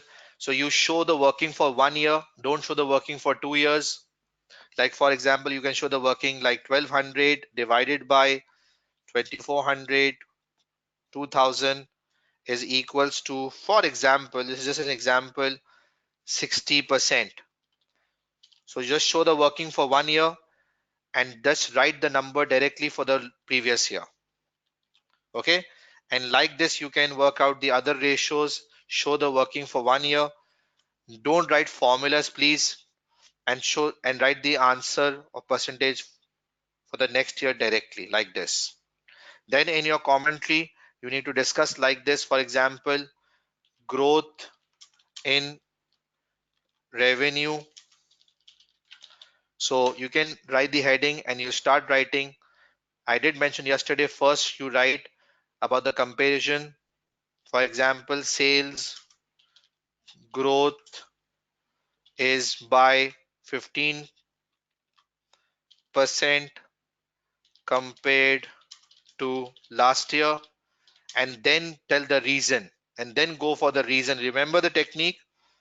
And like this, for next one, gross profit margin, you can write the heading if you want to. Again you compare first, like GP margin increased by 50% from last year. Compare is what important. Then tell the reason why this happened. Okay, are you getting the point? So this is how you have to draft the answer on word processing sheet using word processing, and this is what you have to do for the performance measurement theoretical answers. So guys, thank you very much.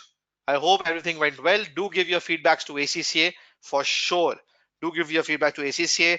Do tell ACCA about the entire session. Did you like the session and everything? How we worked out the strategies, easy things, $1 billion points, and stay in touch with me. Thank you very much. See you soon. Bye.